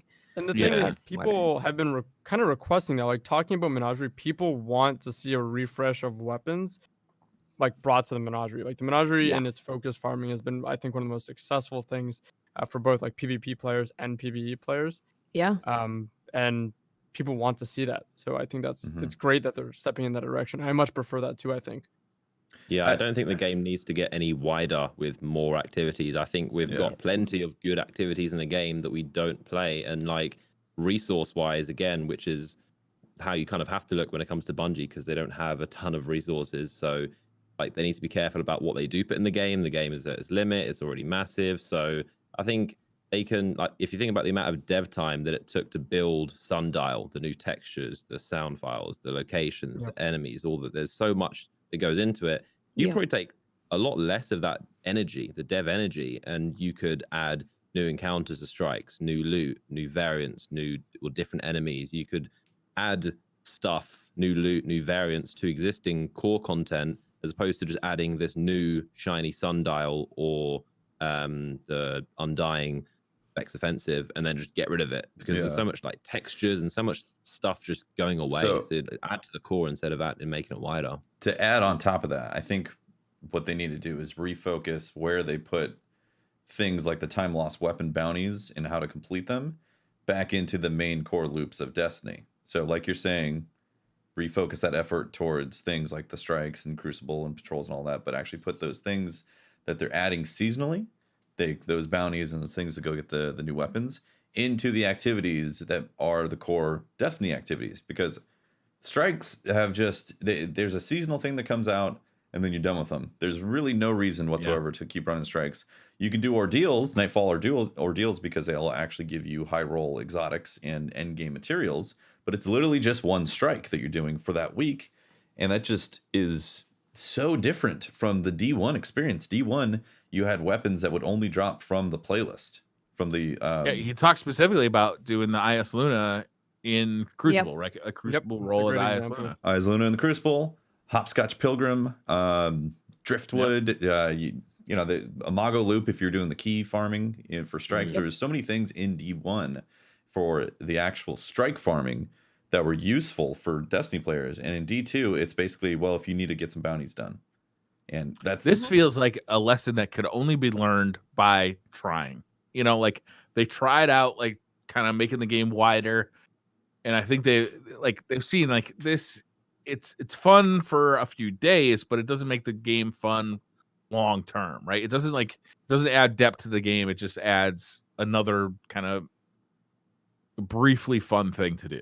Yeah, and I like an example of that is like this, what was it, the Vex Offensive? I mean, like it's a cool activity and all, but it seems just it was fun like the first cool two at times. First, like, you know, new area. It's like it's fun boring for the quick. first little while. It gets real boring quick, and then exactly it feels the impetus is then on Bungie. Like, okay, so you've got this calendar date 2 weeks from now that says something different is going to happen in the Vex Offensive. We've got big high hopes for it. Oh, it's a slightly different boss in the exactly same activity. That doesn't satisfy us. I'd much rather have a new strike. More just like cosmetic stuff. I know it's, you know, the most common said thing about Destiny 2 ever, but you know, the amount of things in Eververse, the amount of cool looking items that are just really unique items. Just a couple of those. If you just take all the items you're gonna add, like the 100 items you're gonna add into Eververse each season, just take like, you know, percentage of them and just put them into the core game and add as, you know, a random chance of getting this or doing a Nightfall, random chance at the end of Crucible. Like there's just so many cosmetic things that just look so amazing. If you chuck a small chance or a quest or whatever put them as pinnacle rewards for the core game, it'll add so much incentive to play these activities if there's some cool thing to grind for. But it just, you know, there's a really interesting thought. A lot of potential in there. And I think another thing that's also very underutilized is exotic catalysts, weapon catalysts. I would love to grind for those, and there's still so many weapons that don't have them. That's also another, hugely untapped potential, I think, for them to just chuck them in as rewards, just let them be grindable, let you upgrade your exotics and, add more personality to them. There's a lot of pieces of loot that I think are just in the wrong place in Destiny 2. If they would just add on to the right carrot on the end of the stick, they could, powerful engrams, prime engrams. Yeah. As soon as you hit the power cap, like those things become utterly irrelevant in the system right now. And that's what you're talking about. Like those need to be filtered back in a way, or like different types of loot or different types of rewards need to be filtered back in to those. So once you hit the power cap, you're not thinking, oh, another prime, whatever, or I'm not going to go do these powerful tier 1, 2, and 3s because I don't need them. Why would I do them? I'm only interested in pinnacles now to potentially hit the climb on there. Like those, they definitely need to retune those. Yep. Is there anything in the Dev Diary else that we want to talk about? He had mentioned it was a brief discussion about how there is a time limit for Destiny 2, and that they can't just keep on adding it. And some of it is technical, but some of it is thematic as to where they want to take the story. Now, I know there's like this discussion about, is D3 ever going to happen? Some people think for sure. Some people are like, I don't know. Why not they just keep on doing what D2 is right now? Well, he specifically mentioned D2 year 4. Yep. Right. He said it's the first time we've kind of interesting. Yeah, that's the first time we've so Destiny 2 will be a thing in 2021. Yeah, the first half at least. Yeah, because also the sunsetting, he was also talking about not really happening until basically September. Like this. Okay. So if you're hoping for Destiny 3 in September, definitely not. Those hopes are dashed. If you had those hopes, I sincerely worry about those hopes. Your also, if you were hoping, I would frankly take this to say that if you're hoping for Destiny 3 in 2021, maybe tamp down those expectations too, because it looks like, from the systems they're putting in, they're in it for the long haul with Destiny 2. Definitely seems long term. Yeah, but at the same time, though, not like another 5 years. I don't think. I think 21, 22 personally. I think 21 is not. I think there's a 50% chance, I'd say it's likely, but 2022, I think definitely. I think beyond 2022 is like, that's pushing it. I think it's kind of, I'd be impressed. I'd be impressed if Bungie could. It would be an achievement if Bungie could keep this game that launched in 2017 with so many issues, and it's still in 2022, still going at 500 gigabytes. Like, it would be impressive if Destiny 2 can last longer than 2021. Yeah, I get. That's why I'm saying is that he specifically stated that there's technical limits for expanding the game beyond where it is, and there's going to be a limit. They want to add the pyramids. They want to add new enemies. Like, you can't add that into Destiny 2. There's not enough room. Like, they need to add new sweeping stuff. That whatever the story of Destiny 3 is going to be, that stuff is coming. Like, they can't just keep on adding stuff into Destiny 2 forever, as he said. So I'm going to misquote this. There was some interesting language that he used about, like, he's not worried about Destiny or Bungie being there on Monday. Now he's worried about, how does Bungie proceed, right? Like, there was a time from the language he used that there was concern that Bungie just wasn't going to make it as a studio, or that Activision was going to shut them down. Like, I don't know exactly. Like, he's not real clear with the language there. But it's not something that I ever thought of. Like, I never thought that Bungie was in danger. It was very candid thoughts. It was like, they, someone like Luke Smith can actually worry to that level. I mean, you'd hope that he would worry and, care about it that much, but it was very surprising to, I think a lot of people were surprised. They were like, oh, wow, it was real for a while in Bungie. Yeah. Yep. He's careful to say that Activision was a great partner, right? Like, he's very careful to but like, there's definitely like a concern in his language. I have the exact quote if you I'd love to hear it. As we began 2020, much of the existential dread of will we make it out of this transition is gone. We've clarified our vision for Destiny and we're working toward the future with that vision in mind. For me personally, the drive home each night isn't focused on will Bungie survive like before. Now it's where can Destiny go and how can we get there? It's just one of those things, like the two perspectives, because from our perspective, you know, Bungie always have to put on a brave face and like, we got this, we know what we're doing, we're going to split from Activision. This is a good thing, be excited for it. But, you know, realistically behind the scenes, they're like, I hope this works. They're not all, you know, it's like they weren't 100% confident as they gave off, but now they're kind of after the fact, now they know that they've got it and they're you know, successful. Yeah. They, you know, they've successfully split from Activision and Destiny 2 is running well. Now they're kind of being honest and being like, by the way, it was a lot. It was more real tough to go there spooky. for a second." Yeah, that was hairy as It's a shit. scary transition. We Right? left our Really, it's like, parents really? without like a job really secured. Yeah, exactly. It's like we're in a car riding and They then weren't the sure if parents just told people- us like, we nearly crashed, by the way. It's like, really? Yeah, they weren't No, sure you if people were didn't. It's gonna like- be interested in the split and what they're what. Look, our parents were doing. dicks, and when we moved out, we weren't sure we were gonna eat. But it turns out it was worth the move. Yeah. I also appreciated his candidacy on how he felt about the season, because I definitely identify with that. Like, there's all these weapons to get right now, and I just personally don't care as much. I mean, this is the most rewarding season ever, and like I'm literally the opposite of Drewski right now. Like the minor differences between all these weapons, I just don't care. You know, like I envy your position, Drewski, of being interested in the minutia of how each one of these weapons having differences. I guess that's just how I've made it interesting for myself, though. If you want to like really get into That's it, fair. but Sure.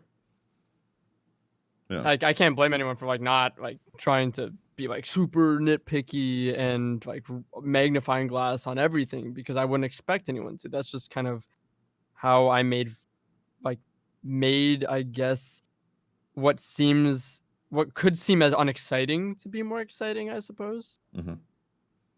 Yeah, it makes sense. So. Yeah. Again, Otherwise, like, if I'd you haven't agree. read that dev diary, what's it exactly called? It's not called a dev diary. Director's cut. Director's cut. If you haven't read that, go to Bungie.net. It's right on the front page. Highly it's really recommended. interesting. Yeah. Oh, It's really good as well, because you hear Luke Smith, who is definitely very much so in control of Destiny 2's future, and he was really speaking from a place where I have definitely felt not being excited about new stuff that comes out, not having anything to work towards, bringing in short-term goals, midterm goals, and long-term goals as well. This is all stuff that I've definitely said, and to hear that someone who is in his position to actually change Destiny 2, for him to share a lot of my thoughts and feelings was really good to see. Yeah. That's my Yeah, it favorite was- thing it was about well Luke worded. Smith is how candid he can be. He is. Yeah. You know, like, you know, it gets him in trouble with the community sometimes. Yeah. Yeah. But Goes both I don't ways.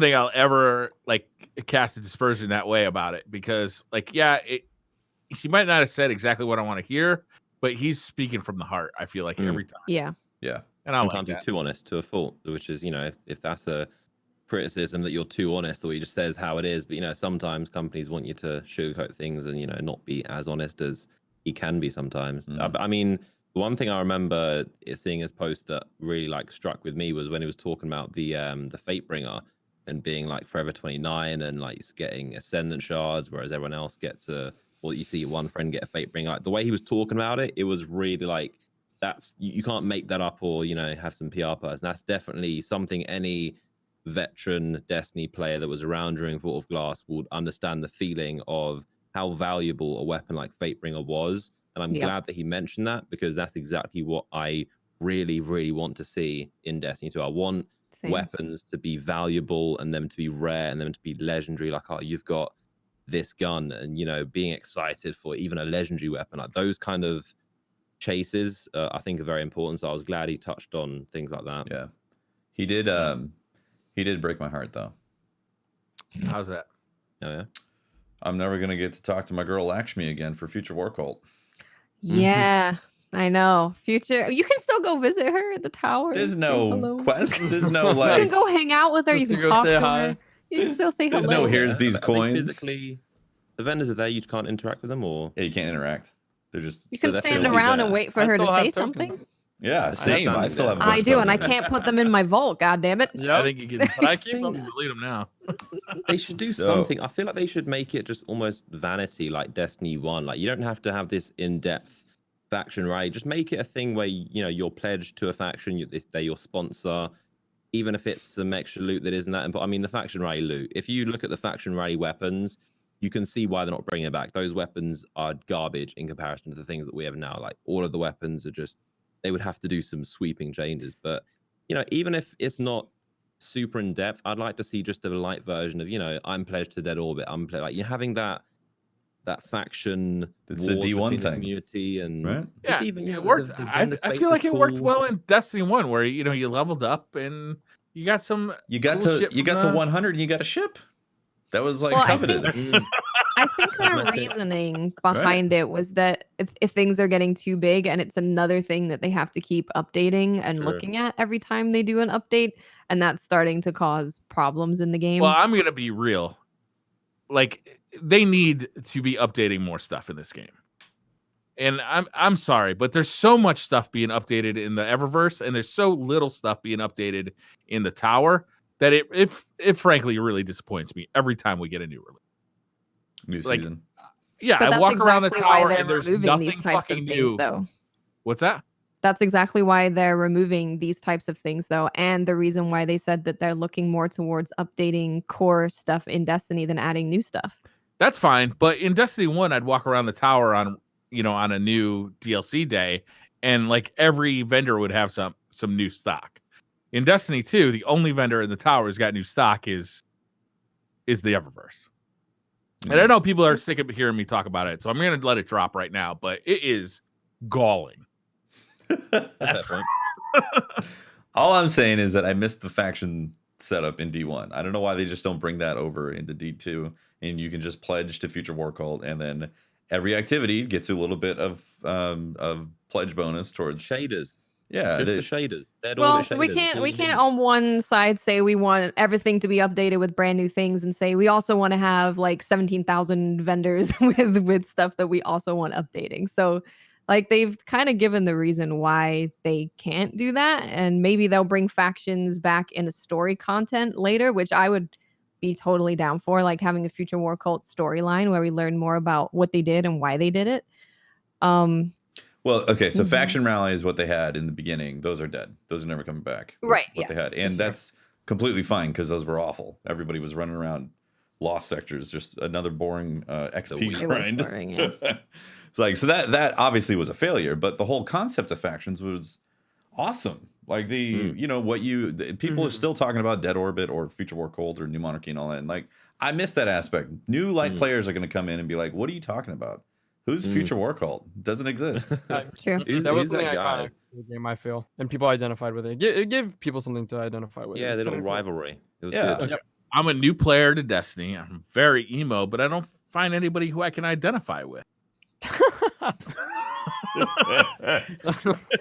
I mean, there's What what philosophies, like it's cool to have these little cults, these little religions in Yeah. Destiny that everyone like is cool. attached to, and everyone truly is. You know, people feel very attached to their faction. You got Yeah. the Dead Orbit people, and you know they wanna have represent. their own cultures. I think it's, you know, obviously, you know, if Bungie says they can't do it, I'm sure they've got a reason, but I think it will be Eververse I hope has they got to can get fully revisit it. stocked.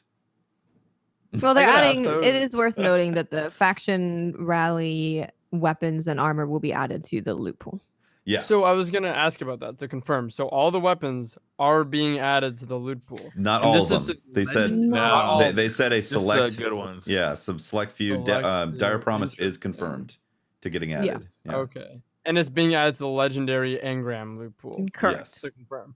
Mhm. Yep. I don't Which know is how nice. much I like that, because right now I feel like that loot pool is so massive. It's difficult to get something you really want. So for example, even Yeah, currently, dilute it. I want an old fashioned, and I would like a good one. And if I'm really wanting to push it, I would like one with a specific rule. Right now, I feel like I have to give a disgusting amount of legendary shards, just pick, Yeah. towards engrams, or pick up such a massive amount of engrams, even just to get one drop of an old fashioned. and this loot pool seems to continually be expanding. And I'm gonna want a dire promise. Well, what if they personally. section the loot pool off depending on the activity that you're doing a little What better? if they started sunsetting kinda things and cool. only relevant light weapons dropped from the loophole? Where's Watts? But the loot That's pool true. would still be massive enough to get weapons because you can still use them in other activities. I mean, what if you were to get a dire promise by playing PvP like Eyes Luna and D1? Well, that's That'd the be cool. thing, but That'd be that's cool. what they said in the director's cut, right? That's some stuff, I all hope it stuff goes they're that way. wanting to do. So I really hope that they do that. I hope so, because that loot pool I feel is getting very massive for legendary engrams, and it's So hard many to go just focus on what you figures. want. Now I'm getting Terran Wind constantly. Like, That's why I Yeah, prefer they just nuke it, take it out of the game, add all the faction armor and weapons there to the loot enough. pool instead, and just, there you go. New Guys, loot can we do some Twitter questions? Is it time? yeah, Let's do it. did we cover everything? It's time. Did we cover everything? I don't know. In the That director's There's sounds cut? always like next everything. week. All right, let's do it. Susta says if they're vaulting weapons from 9 to 15 months, don't you think that Destiny 3 is very, very far away? Yes. I thought that too. I mean, 9 to 15 months is a long time for Yeah, things to be irrelevant. Like, that's a very, even if they start it now, like 9 to 15 months is a long, long time for just weapons to be irrelevant. I thought that time frame was a little strange.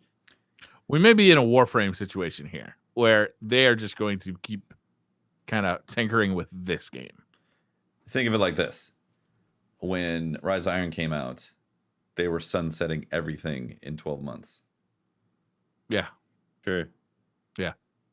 Even sooner, I mean, with the little DLCs, the old stuff would kind of be irrelevant. You had like Etheric Light and you had to upgrade things, but there was a lot of things being made irrelevant almost every couple months. With Bungie's never going to be like, hey guys, here's some new stuff, but in twice the amount of time, there's going to be a completely new game. They're never going to do that. You know, No. they're not going to be like, enjoy this season. No. Oh, by the way, all of it's going to go away in a new game after the season. Let me ask you, how much time did you put into Destiny 1 between the Destiny 2 launch event the summer, and Destiny 2 launching? Very little. Because for me, it was like 0. It's deliberate. I mean, because when they announced the next thing, yeah, no one's going to invest their time or money, especially money, into Destiny 2 if they know Destiny 3 is around the corner. So they're never going to announce it until they're going to leave as short as possible. Because, I mean, if you ask me, I think Bungie are trying. I wouldn't be surprised if Bungie don't have a specific date on Destiny 3 yet. I think they're probably aiming for a certain year, but I think they're trying to see if they can get Destiny 2 to last as long as possible until it's to the point where it's like, okay, while they work on Destiny 3, it's not going to do another year. But I think if Destiny, if by some miracle they can do some things and the game blows up and they've, the right activities, Destiny 2 lasts another 5 years, they'd be like, cool, let's just give Destiny 3 as much time as it needs. But maybe not 5 years. But I think, if maybe we get to next year and things are awful, they're like, okay, we need to speed up Destiny 3. We don't have as long as we thought this game. I think it's all a case of just how long can we keep Destiny 2 going? How can we just keep this engine rolling while we work on Destiny 3 and just put everything into it? The engine's really showing its age at times, especially for console. Yeah, it would appear so. Yeah, especially. Yeah, but I was gonna say one more thing about the D3 thing. I lost my train of thought. Never mind. I saw you're like, let me make this sentence very long and slow so I can maybe remember what I was like, saying. I was gonna say. I was thinking about something about Destiny. Oh, I got it. It was also Luke Smith might be prepping us as a community to start getting used to the idea. So even if D3 does come, D3 already has sunsetting built into it. So that's another possibility that he wants us to start warming up to the idea. D3 is an expansion to D2. Then it would still be D2. The game would be 700 gigabytes big. Yeah. Yeah, I feel like it'd just still be Destiny 2.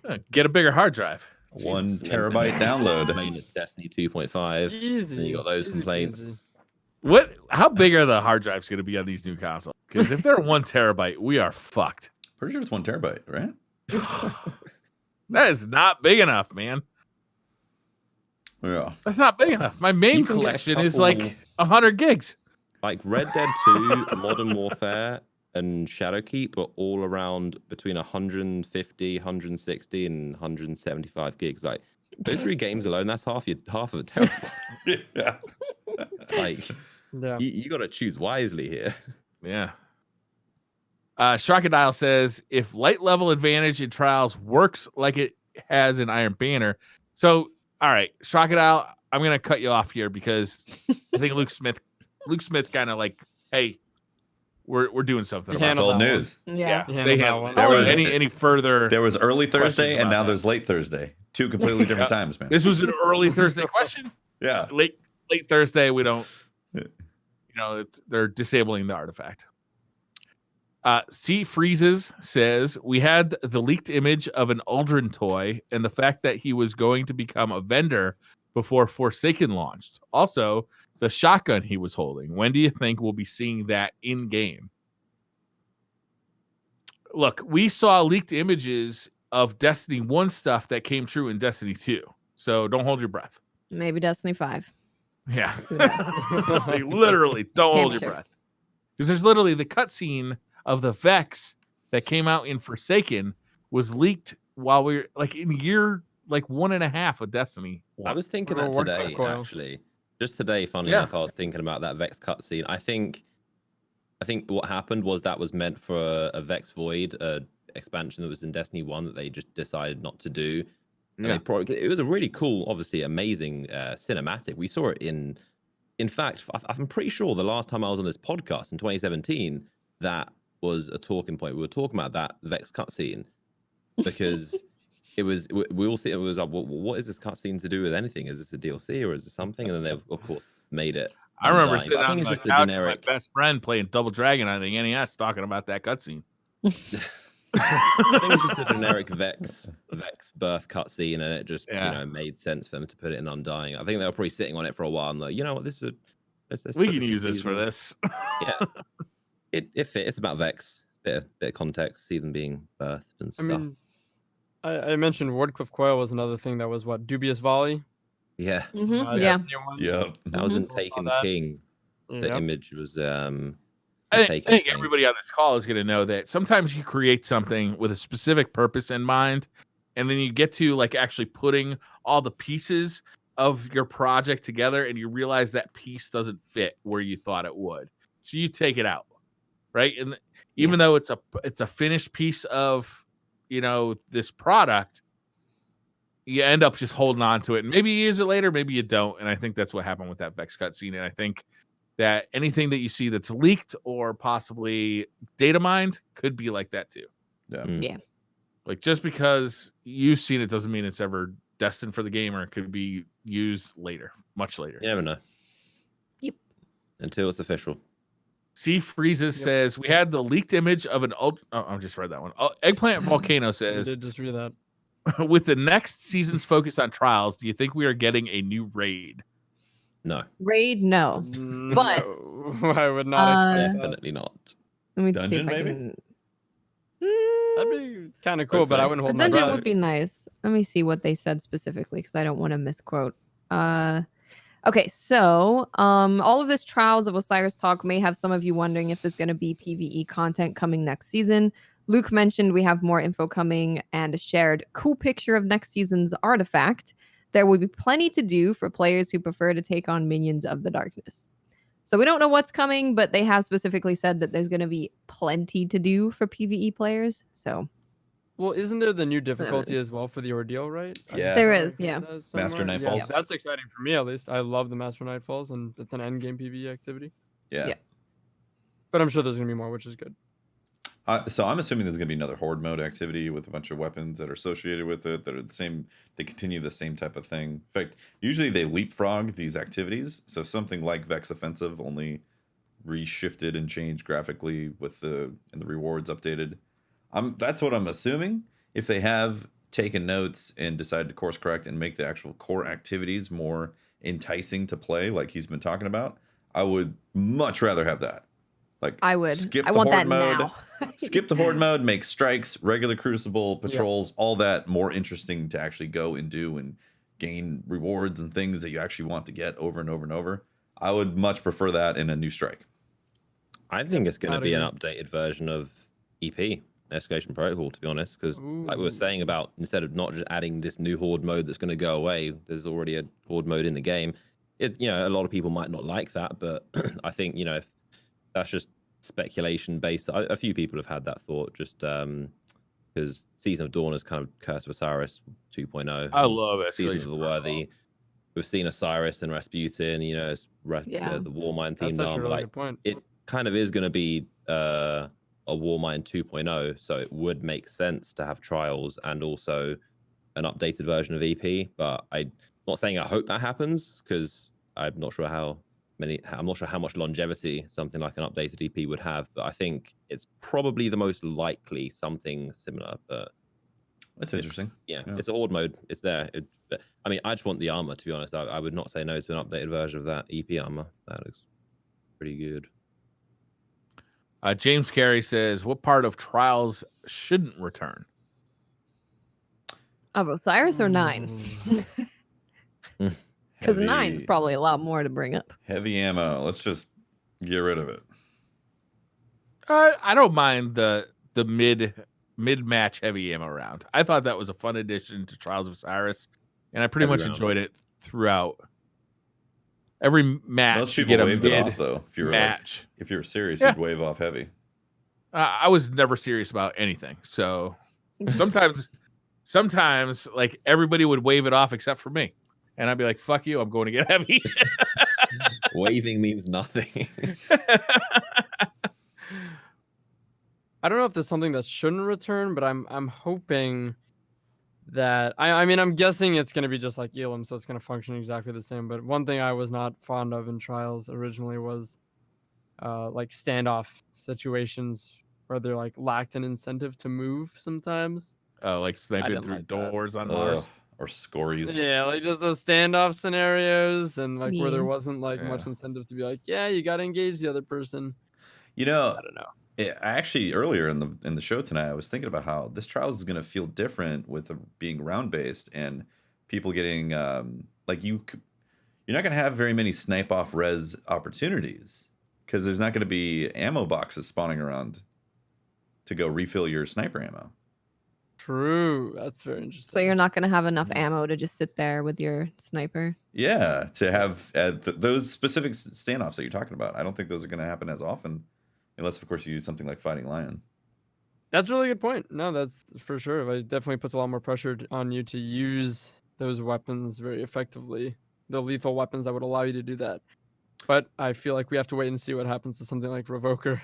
Yeah, how often does Revoker proc? I'm not familiar with it. I've like only shot it a few times. It's so when you essentially, miss a like, shot, if you shoot a shot, it'll refund you that bullet. If you shoot 2 shots at close to max rate of fire, it won't give you back 1 bullet. Yeah, there's a few second little cooldown in between. Yeah, there's a cooldown. I do see some people thinking that apparently Revoker like manifests ammo out of nowhere, and you can just stand there, take down the entire team, take down all of their reses, and you have ammo for all of this. I don't know why they think that, but that's not how Revoker Icebreaker? works. It's not Icebreaker. No, someone Icebreaker. actually said today, Revoker is Icebreaker. I'm like, no, it's really not. It's not. I can totally see that it's going to be like the popular choice, right? Because you miss a shot and you can get it back for sure. Plus, it's it can headshot supers after the change, so I can totally see that. But you aren't going to have the situations of people just standing there with a Revoker just sitting there. Yeah, well, like that standoff situation, like you're talking about, I know exactly what you're talking about because there was times you'd be waiting and then go get some special real quick. Just a box just spawned. Go get that, and then like you're all fueled up for the fight. It's gonna be different. Yeah, no, you're right. I actually didn't think of that. I'm really not a fan of the Destiny 2 Crucible in general. Just the idea of just like one random guy just getting heavy and like all the time. I really just miss, maybe I'm old school, but I just miss heavy round when everyone got heavy, everyone's using rockets and machine guns, everyone's going crazy, and then you stop. If you're smart, you can save your ammo, but just like playing and then it's just like, this guy's just got a rocket launcher out of nowhere. It's just, I don't know. I want heavy to be more predictable and more just like we're all using it, we're all going crazy, and then we're all just back to normal weapons. Well, heavy round was cool because there was a heavy box that spawned and everybody had to run to it. You could choose. yeah, you could choose if you want to be ballsy and go and try and get a triple kill on them, or you could go get your heavy, or you could just No, there was one heavy box. tactics. No, in the beginning there was 2 heavy boxes, and then in the Yeah. last year they made it so it was 1 heavy yeah. box. Yeah. Yep. Yeah. And I liked it when there was one heavy box because everybody had to just like basically make a beeline for it, and it was fun. It was like a really fun round. I feel like those games, heavy hardly ever happens on the beeline games. It doesn't matter that there was heavy. It mattered that everybody had to like go after the heavy. Yeah. Blinkwood48 says, aside from Dire Promise, what faction weapons are each of you excited for? Dire Promise is the only one I can remember. Pleiades Corrector was really cool. Pleiades Corrector, yeah. Pleiades Corrector is one of them. The number. The number. Oh, the number was Yeah, good. the number. Stochastic something, forgot what it's called, but it was the Future War called SMG. Yeah, I actually like that. I used FWC it. had a lot of good weapons. Yeah, Heart of Time, right? Yeah, they had all the good weapons. Oh yeah, Really except for good Dire weapons. Promise. Yeah. Yeah. Promise is obviously Dead Orbit. What was the auto rifle from Dead Orbit? Darkest something? I don't You know what I'm talking about? Remember? Dark Decider? No, it wasn't Dark Decider. No. There was an auto rifle. I don't remember. Can't remember the name of it, but it was actually pretty cool. Was it the rapid fire one, the 720 RPM one? Yeah, it was very fast, that high it? magazine one. I think I remember it. It looked like the Scathe Lock. I can't remember the name of it though. There's 2 of them. There's one that's Guiding like Star. One Guiding like a Vice Star. one, and one's a kinetic. Yeah, 720 Kinetic. RPM. It was Yeah, Guiding yeah. Star. That was the name of it. Yeah. Yeah, that was a good one too. David Joseph says, for everyone, what was your most memorable Trials moment? Pope Bear screaming 54 bullets at a guy who is lagging all over the place. That was amazing. Pope Bear rage is something when you see it firsthand. My first Trials win, my first Trials trip to the lighthouse was with my clanmate Skinny at the time, and it was edge of your seat the whole time. Every match was down to the last round. I was playing on the big TV down in the living room with a wireless controller, like my dog's on my lap, and the kids are kind of hanging out in the room, and my wife's in and out asking me questions. So it was like, like by the end of it, I'm like, just like everybody needs to shut the fuck up because I'm going to the lighthouse here. And it was intense and it was fun, and it kind of set the mood for Trials forever. I ended up doing all Trials run from the office from there on out. There was so many for us. Like, of course, there were the epic moments and seeing the lighthouse for the first time, but Yeah. the amount of just silly stuff that happened with me, Holtz, and Ian was like every week there was something. There was a Holtzman rant that was hilarious. I posted a clip on Twitter earlier today of Patrick hilarious. trying to clutch the round, pops Goldie, and jumps off the map. So that was all of those moments are always super memorable. There's so many. Did he blame the map? No. There's also another clip of him from his stream doing the exact same thing on the same map. Same thing. So if you play against Patrick on Twilight Gap, he does fall off the map. That's how you beat him. I'm not think sure I have probably a the specific memory that first- sticks out at me. Yeah, mine would just To be be like the honest. first one. That was Yeah, I would agree. Because- Totally. I remember it so specifically because Burning Shrine.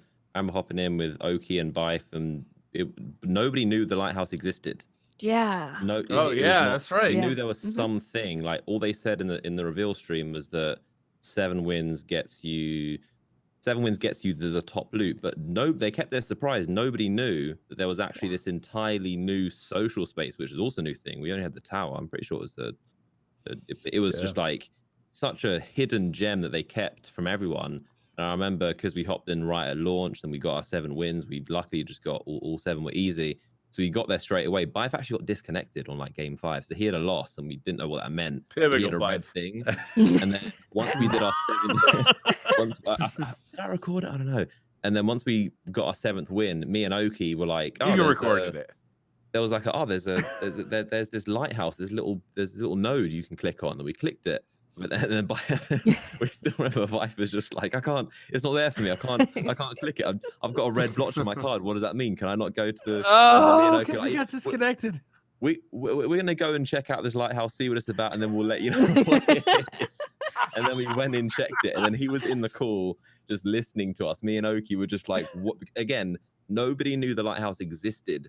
So we were going there, we're like, what is this place? And we were just going through and looking at it, and the lighthouse chest, and Bife was just sat there listening. And then obviously we went back, got a new card, and got him back to the lighthouse. That's amazing. When nobody knew that it existed. And I would have loved to see Bife's face cam for that whole thing. Michael Cameron says, my pals all stopped playing shortly after Curse of Osiris. Think there's any chance of a freelance Trials playlist? I doubt I don't think there's any chance. Very doubtful of that. Very doubtful. I also don't know if it's a good idea. Yeah, I feel like part of the experience with Trials is like, grouping up, team. With a team and going in and know that you're facing another team. Well, and on top of that, LFG is going to be the key here. Yeah. On top of that, they said it's going to be connection based and card based. How do you have card based when 6 potential people are random? Yeah. Yeah, exactly. Yeah. Yeah. That's a good point. By the way, I like that matchmaking. How do you guys feel about it? Oh, I love really it. like it. As long as it works. Yeah. I'm very interested though to see if it's going to be like very hard on the card base, like really look for someone on the same win, or based on the population, if it's going to forego it a little bit and like say, 1 win plus, 1 win minus type thing, in favor of connection, because I'm hoping for the best connection quality. I hope it feels like how it did when I think I enjoyed Trials the most with matchmaking, where at the beginning, like 5 games were pretty chill and you can kind of mess around and do whatever. And then after that, you have to really focus up. Because I kind of enjoyed that because it got more intense as you went along, which I think makes sense if it's supposed to feel like a tournament. Mm-hmm. So I hope early on it is like really connection based. Yeah, you see that's my game 1 and 2. They were just like easy, just everyone. And then for us, it was always game 5 for some reason. Game 5 was always the most difficult. I remember game 5. Yeah, it's always game 5, right? I think that was. I don't think we're just I think that was a thing. I think so too. It was like connection, and then game, and then it got to 5, and it was like card. But there was some game 7s where, like those 4-4 game 7 overtime, like that. That is what I'm looking for. Those intense.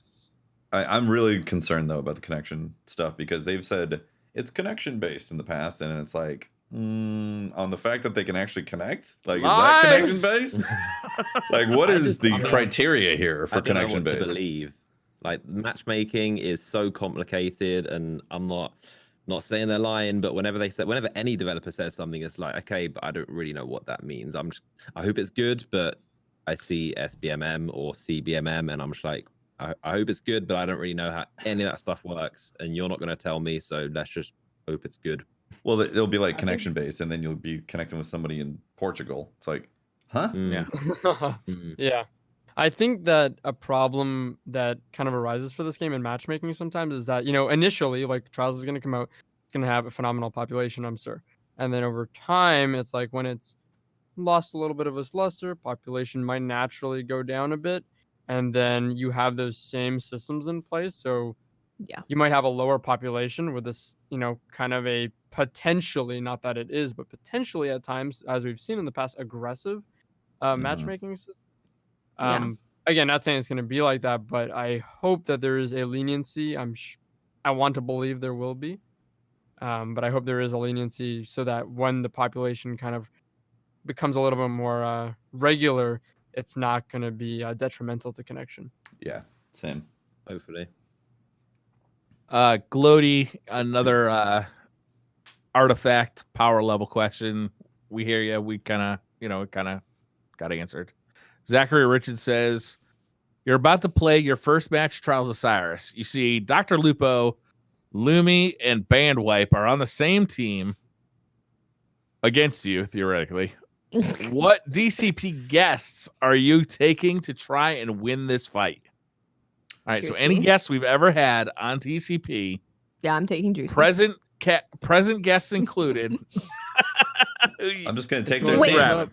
Yeah, I was going to say, can we just take, like, everybody? I'll take Lumi, Lupo, Bandwipe. Yeah, easy. No, I'm only taking Lupo and Bandwipe, and then I'm gonna start text messaging Lumi like,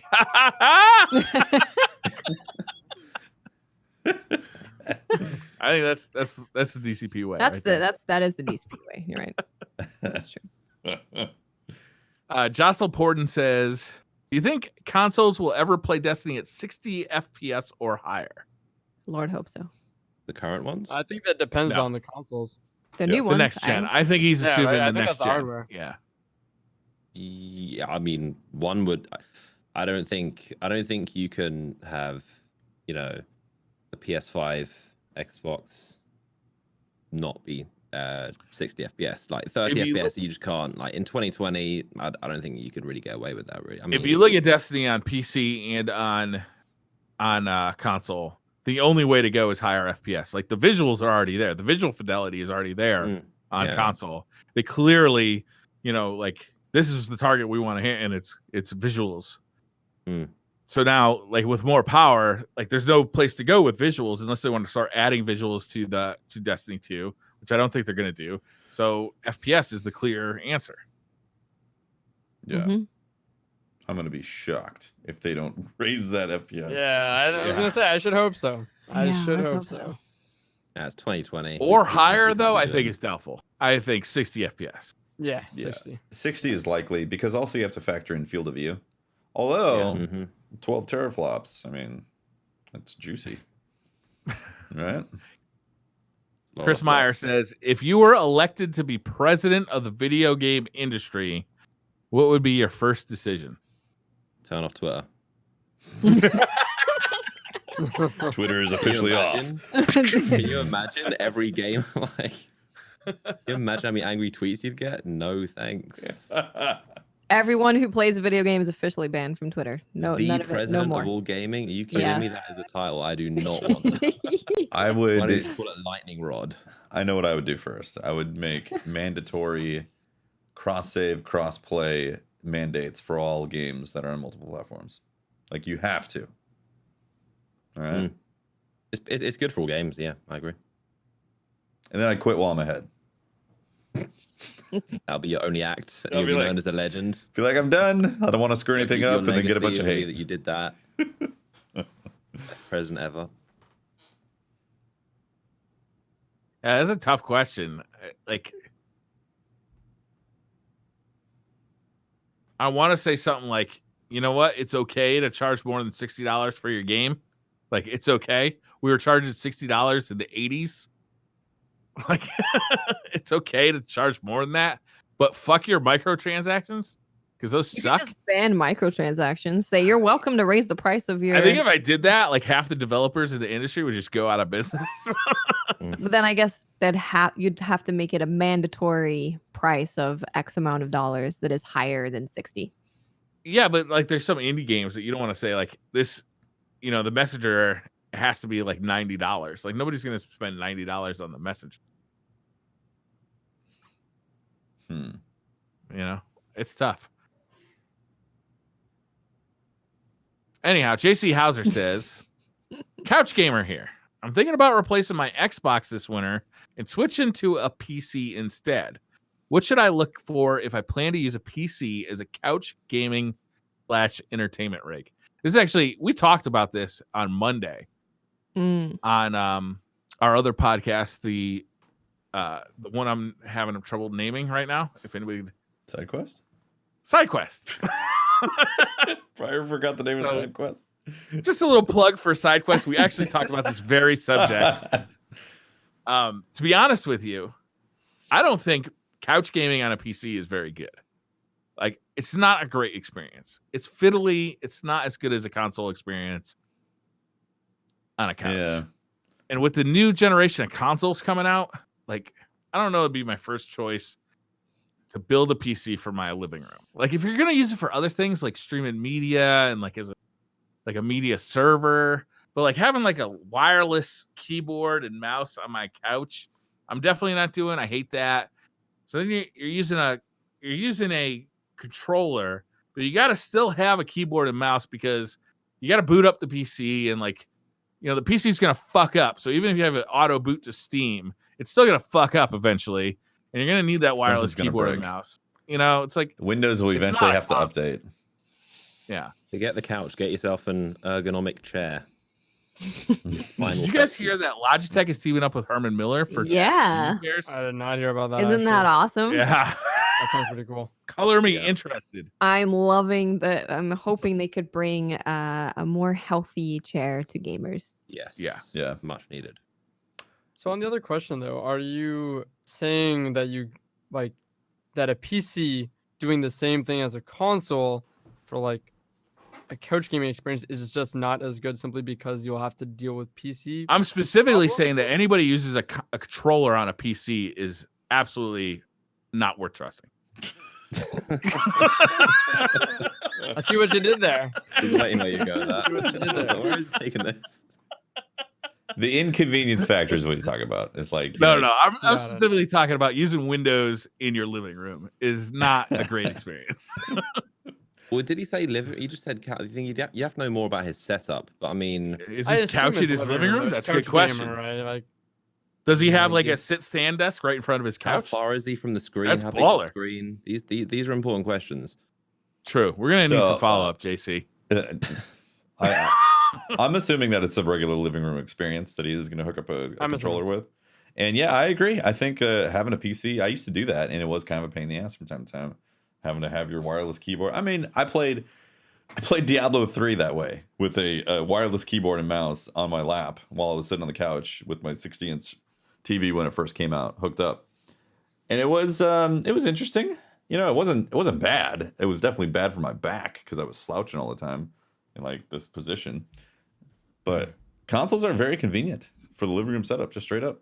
Super Yeah, convenient. using a controller on a couch is like way more convenient because you can use it like sitting up straight. You can use it kind of like leaning over. You can use it lying back. Like keyboard, you're stuck in that position, Yeah. and it's not ergonomic on a couch. Yep. of course. Yeah, for a game like Destiny, when you're grinding for like hours and kind of laid back, it can be a bit, sitting upright, mouse and keyboard can be a bit. Sometimes you want to just like lean back with a controller and just, I calm down still, and stuff. I'm a primarily mouse and keyboard player, but I definitely hook up a controller every once in a while, put my feet up, and grind some strikes out. That's the real thing you can't trust. People that say they play mouse and keyboard mainly, but still plug in a controller from time to time. That's true. That's Yeah. very That's the real trustworthy, questionable right? thing. They can't commit. No Good committing. Disloyal. Unbelievable. Faraji says, is Pope ever going to make another guest experience, or is he just doing CBT advertisements? Pope is serving Look. time right now. All right. Pope got like, he's all like caught up in the big CBD money. Yeah. Like we just can't get a hold of him anymore. He's You know, balling. I He's did- flying so I private did jets go. everywhere. He's rubbing CBD oil all over his nether parts. It's funny you say that, Briar, because I went to a store, and all of a sudden they have a bunch of CBD products: CBD face wash, CBD moisturizer, Face CBD wash? everything. Face wash. Yeah, I think think this is 50 Pope Bear. Like 50% of the shops as I was walking down the street sell CBD. Like there are just every shop that just sells like pots is like, yeah, we do CBD. It's like everyone is just This cashing is in on it. all Pope Bear's work. So you could say he's doing pretty well. So I don't know if he'll be I back. just spoke to Pope Bear before the show, and he said that you guys voted him off. We did, yeah. Well, That's technically correct. He phoned me, If you and wanna he said, Get down to "Oh, brass vote." tags and look at And the he didn't meet numbers. the approval ratings.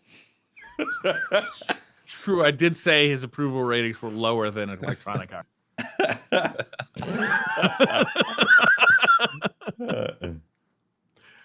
Supertone says, I apologize if you've answered this before, but what meeting or call software do you use for recording DCP? Discord. Testy, just take this one down. Discord.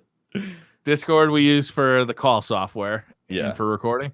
Oh, well, I mean, for recording, so obviously OBS Studio for the live experience. We're all recording on something like Audacity or Adobe Audition to record the actual audio files.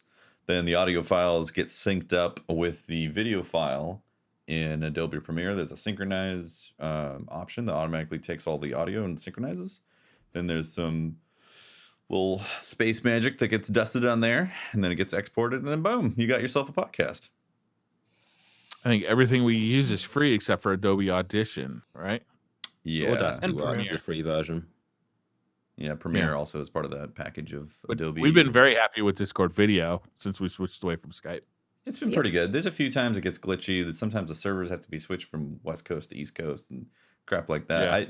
We have yet to find a perfect solution. So all of it At requires Skype, when we did something to Skype be- though, one time we literally couldn't even do it. We had to use the PlayStation Network voice chat to get Ari on. It's the first episode Yes, of DCP. we Yeah. did. Yep. Go back and That listen set to up the DCP. episode 1.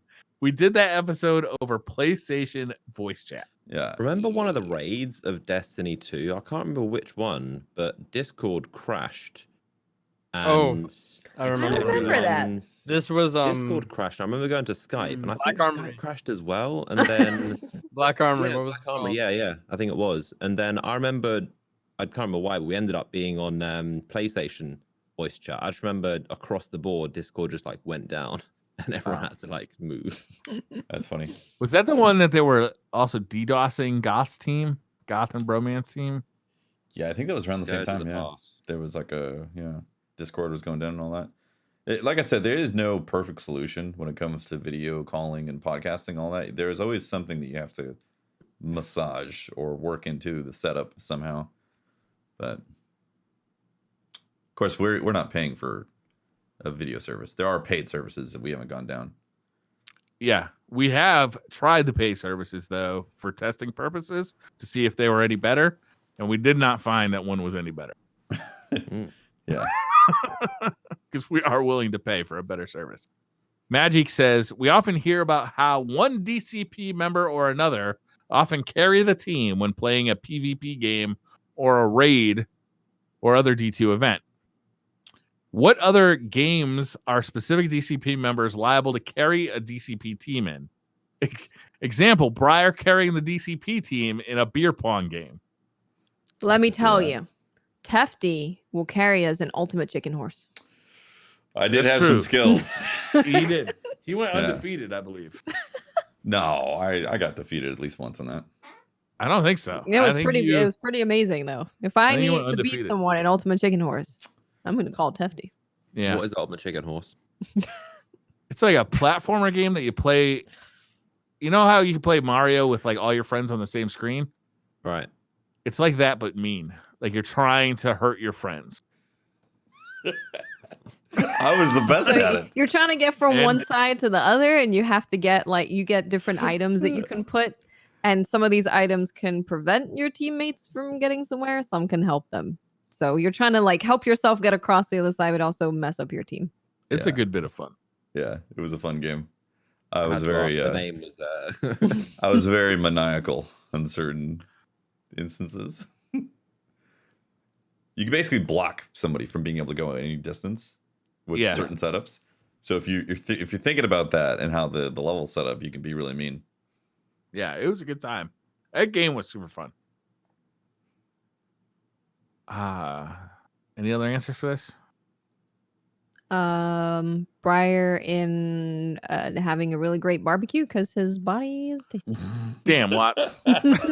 I did get runner up in the E3 beer pong competition with the math class crew. Okay. That's true. Beer pong it is, yeah. Yeah, you apparently know Briar very well. It's very strange. Yeah. Nick Stinziani says, will DCP survive the coronavirus? If not, any famous last words? Mm. Dude, I am bunkered in here. Like, Yeah, I'm not I haven't leaving. allowed anybody to leave this house in 3 weeks. And I'm not gonna lie, it's one of the rare times where it's like, I'm pretty happy that my job is to sit inside. I can just stay inside in my house.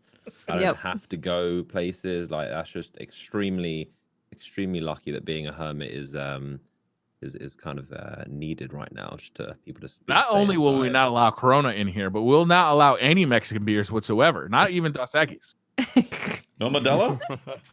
No Modelo. Why not? Oh, Tefty needs the Modelo though. Yeah, what's up with Modelo, man? Hey, you just don't know. You can't take these things seriously enough. Drobe Equinox says, what is your favorite sound? Mine is the sound of toothpaste sliding onto the brush. Huh? I didn't know that made a sound. You can hear Are that. you scraping the toothpaste thing What does that onto sound the like? onto the bristles? It's So, like, the, one hand it's like clapping? the tube exhausting the liquid. But that I don't doesn't think make that makes a sound. sound. I think he's It fucking with does. us. It definitely What sound does. does that make? What are you guys doing? I need to see an example of this. That's the feet most down. satisfying, like in all of life. That's what gets him. That sound of all Yeah, the that's- sounds. That's definitely not it. That's a tough one for me. As a Favorite I'm gonna be sound. listening in tonight. Next time I squeeze put in the tube. toothpaste, I'm for gonna have some a listen. toothpaste. Yeah. This is gonna sound cheesy, but when my wife gets home, it's a very specific like set of sounds that I can identify, and I really like it. Like it's always Aw. happy. I'm always happy when my wife gets home. Like I kind of hear her, close the door, and she starts like walking upstairs to see everybody. And I'm always happy to see her when she gets home because she still has like a 9-to-5 job, which we're trying to get rid of because this whole coronavirus thing. We think Yeah. we need to get her home. Right now, I got her doing like a chugging like a gallon a day isopropyl alcohol, trying to keep the infection down. She's not looking good. I don't know how long she can hold out. I don't know if I used to drink that stuff. What? I'm not sure. Yeah, That's how it works. that's a tough question for me. Just as a music producer, it's like there's so many sounds that I get obsessed with. You should have said the sound of Meme's voice. You have failed. Move on. Yeah, but that's obvious, right? Yeah, Bright just like one. Oh, point yeah, just I mean, there. I That was know, a saying. perfect answer. Bright aced it. Yeah, I'm definitely gonna clip this and send it to my wife.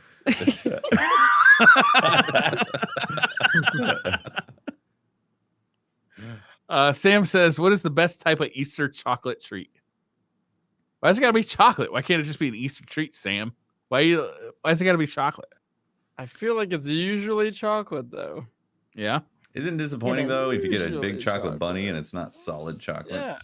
yeah. That's That's cheap, hollow on the man. Somebody inside. cheaped out on your Easter. That's for sure. Yeah. Hollow bunny. Fuck that.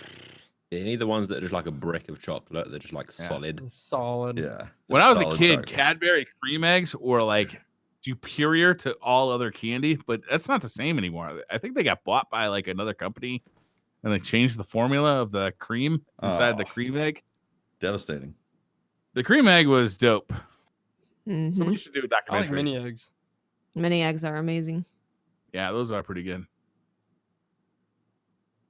All right, Ringo the Dingo says, for all the food discussions on pineapple pizza, Cheese Whiz, cereal, milk, you now have to nominate one authority to decide on these issues.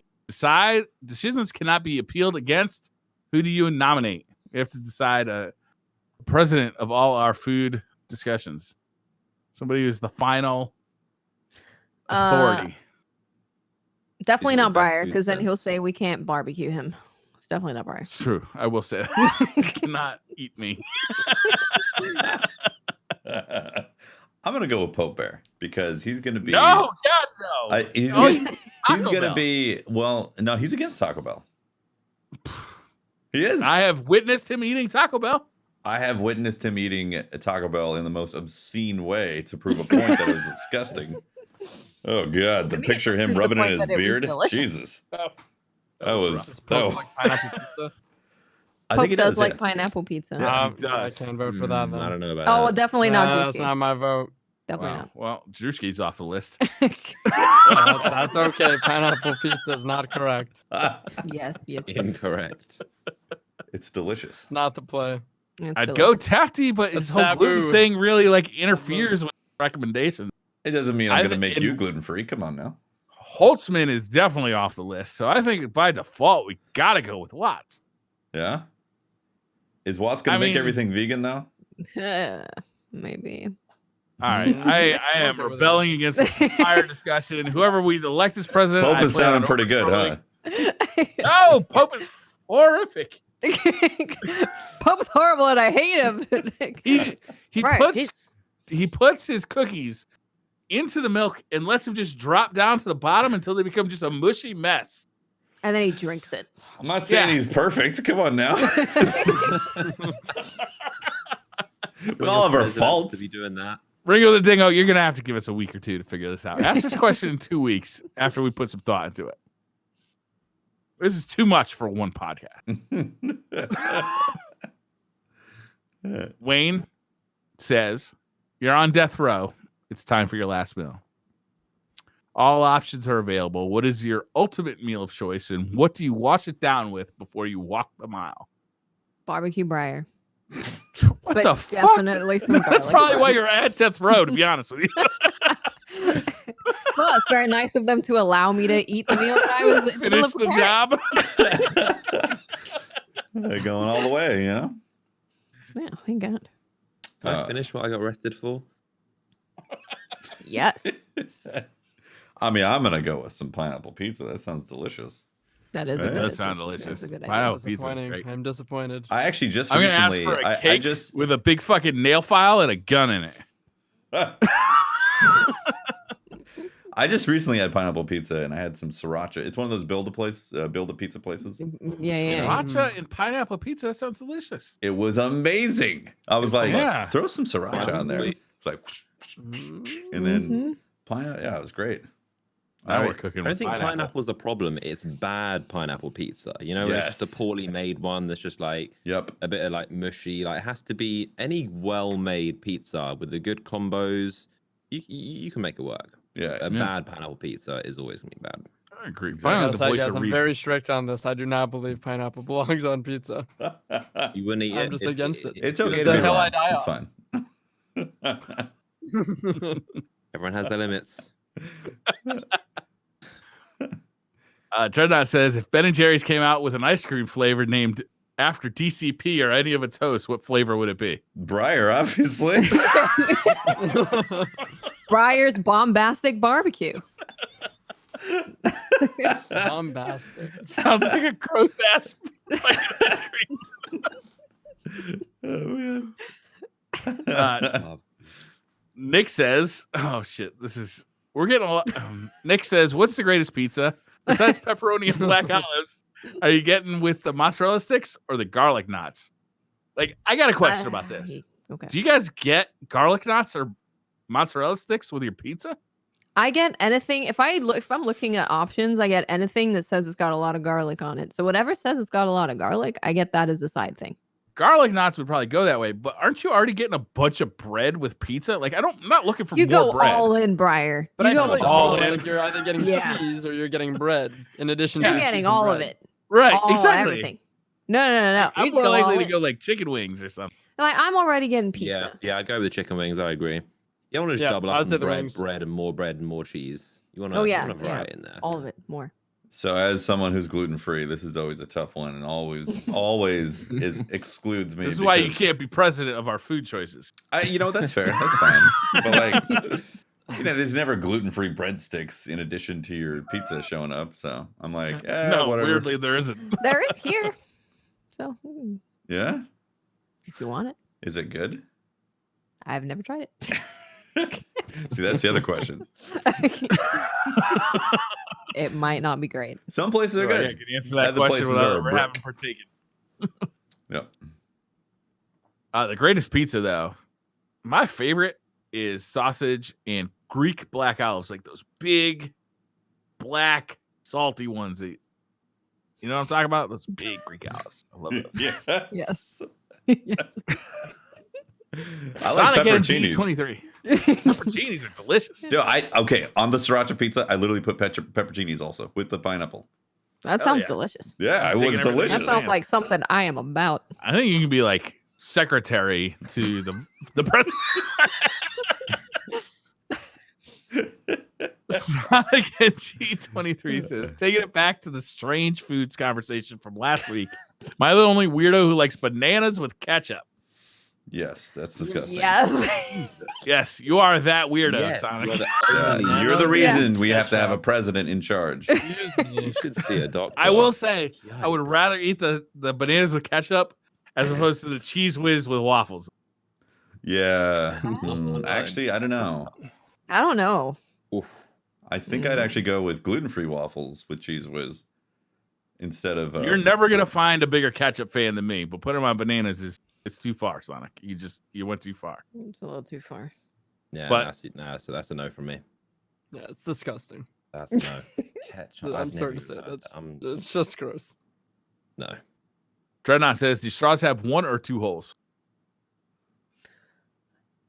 One. One. I mean, Just a very long hole, but it's one. Yeah. Mm-hmm. That's one hole. Yeah, it's one. That's one hole. Technically, it has 2 entrances. As almost every hole does. That's Well, all one way. Yeah, I guess there's one-way holes. A hole in the ground? Yeah. Is Yeah, that in going the all the way ground. through the earth? yep. Dadticle says, put Cheese Whiz on everything you eat for a week or main a space magic loving warlock for a month. Whoa, what? Back it up. Say it again. You got the option. It's either A, Cheese Whiz on everything you eat for a week, or B, main a space magic loving warlock for a month. What's wrong with Cheese meaning whiz. a Gonna do the warlock? second anyway. Cheese What? whiz. Cheese whiz. Warlock's so good. Cheese whiz. I think I'm going to have to go I with think I'm the gonna pay cheese Warlock, whiz. so I'll just- Don Because Blade. with the cheese whiz, you can choose what you put the cheese whiz on for that It's only week. for a week. Banana? For a It's week. only for a week. Yeah. You got to I be a mean, warlock it's for a banana. month. Oof. I had trouble getting off Warlock when I started playing. I'm like, And I know that's I'm why 100, you don't but like man, pineapple on I pizza. can't get I've off of just it. started. I was a hunter this whole time. I was like, you know what? Let's try a warlock a little bit. Telling you, Top Tree Dawnblade is something else. Hmm. It is amazing. I mean, after a month, I don't know if you can get It's the amazing smell. watching somebody's morals just disintegrate like right before your eyes. Well, the cheese whiz is only a week, right? Yeah, exactly. Cheese whiz yeah, only. it's only a week. It's a Oh, cheese but week. isn't it cheese Cheese whiz week. on everything? I What would is say cheese? just Everything. diet Thing. that week. Don't eat much is what I'd say. Which is going to be What easy actually- because Rather everything's than just covered in- playing a Warlock? What is cheese whiz? I don't know. It's not It cheese. sounds Great mystery. American. It I'm gonna is. guess, is it Very. like It's cheese some in a can? manufactured chemical cheese. Yeah. Yeah. Is it cheese in a can? Yeah, It's yeah. a cheese alike. It's close You can enough. probably It's a keep it, cheese like. whatever it is. It doesn't sound. I'll stick to real cheese. Doesn't sound. You keep, I'll I'm play saying this is a warlock. good opportunity to not eat for a week. Yeah, you can get fast. It's a for cleanse week. It's a Yeah. cleanse week. Hugo Rune says, would you rather be the face of a twin, mostly absorbed in the utero, staring out the stomach of your otherwise regular twin? You would be able to think independently and talk, etc. What? Or I'm option so B, confused. There's an either? Excuse me? option B, the prisoner of a Randy Bigfoot who so far has treated you kindly, but has a look in his eye. Option B is that face on the dude from Total Recall. Or option A is the face on the dude from Total Recall on his stomach. Or option B is probably getting raped by Bigfoot. Well, when you put it like that,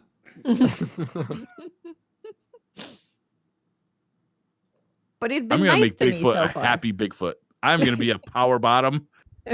I'm gonna put my all into it, and I think that we are going to have a lasting relationship with that big hairy fucker. what's the first one? Your face is glued to I someone's don't stomach? understand the first one. If you are a conjoined twin, but only your face is apparent, and you are on somebody's stomach, your Whose face stomach? is on somebody's stomach. Your twin stomach. Your twin. Huh. Yeah. I I'm think just a Quato? Is that what his name? Honestly. Quato? What was his name? Spend Recall. your life under a t-shirt. This question. They're gonna cut a hole in the t-shirt so you can see. You would need custom clothing. Yeah.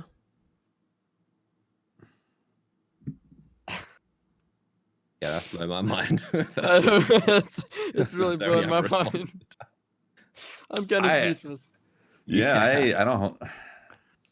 Neither. I mean, Well, if we go with option A, we might be able to get real famous and rich due to me just being a face in someone's stomach. true. Yeah. That's actually a Kids good playing point. video games gone because you don't have hands. It's your spectator mode for the rest of your life. What Yeah. if I'm very persuasive to my twin? What if your twin wants to masturbate? Yikes. Okay. Yeah, great view. Please do not get it on What if me. your Can I twin is a just- male and gets a little on ya? Can I just eat cheese whiz for a month instead? I'll take the banana and ketchup at this point. Yeah. Yeah, Banana and ketchup's actually sounded really good at this Banana point. ketchup ketchup sounds banana. the It sounded pretty level-headed now. Yeah, the weirdness has taken a turn. Can we go back to like? All I'm saying is, I think Bigfoot is a kind lover, and I think You know, That Briar, you had this question just said that Bigfoot has been very nice to you, but he has a look in his eye. That's right. That's true. So it could keep maybe just being Bigfoot has pure intentions. Wait, the I'm willing to Bigfoot. take that chance. Did I mishear this? But the Bigfoot scenario is in jail, right? No, you're a prisoner.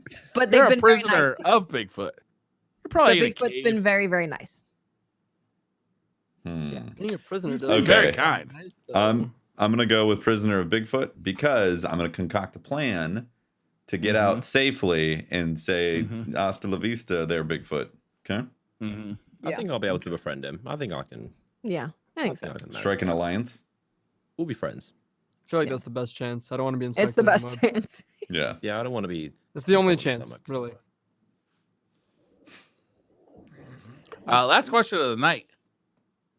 We made it through. John Williams. Hey, thank you for that Star Wars music, by the way. It's been fantastic. Has this show ever started at 6 p.m. Pacific? Yes. Has it? I think there was one time. Yeah.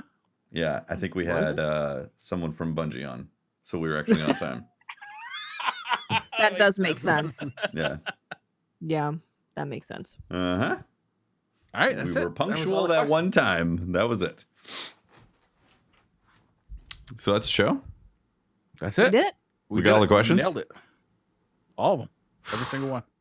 Hell That was- yeah. That was like 7 pages of questions, too. That's more than I usually What an pick out. exciting week. It is To an be, exciting to week. be Yeah. a Destiny player, there's that nip of excitement in the air. You know? Yeah. I love weeks like this. Yeah. Yeah. It's been great. Definitely good stuff. Unknown player. Where can people find you on the internet doing your thing? You can find me on YouTube, Unknown Player.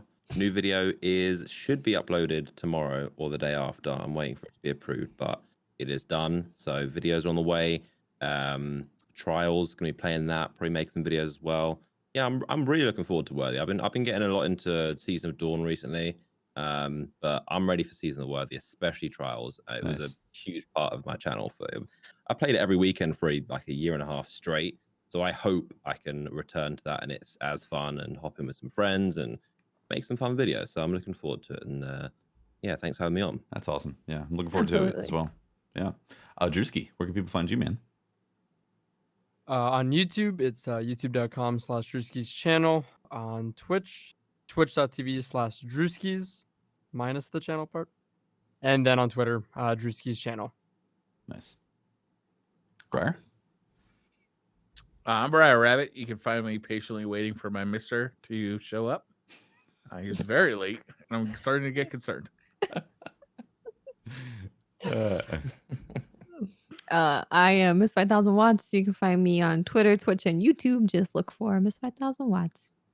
And I am Tefty Teft. You can talk to me at Teft on Twitter and catch my streams, twitch.tv/Tefty Teft. I am also very excited about Trials. I'm really looking forward to it.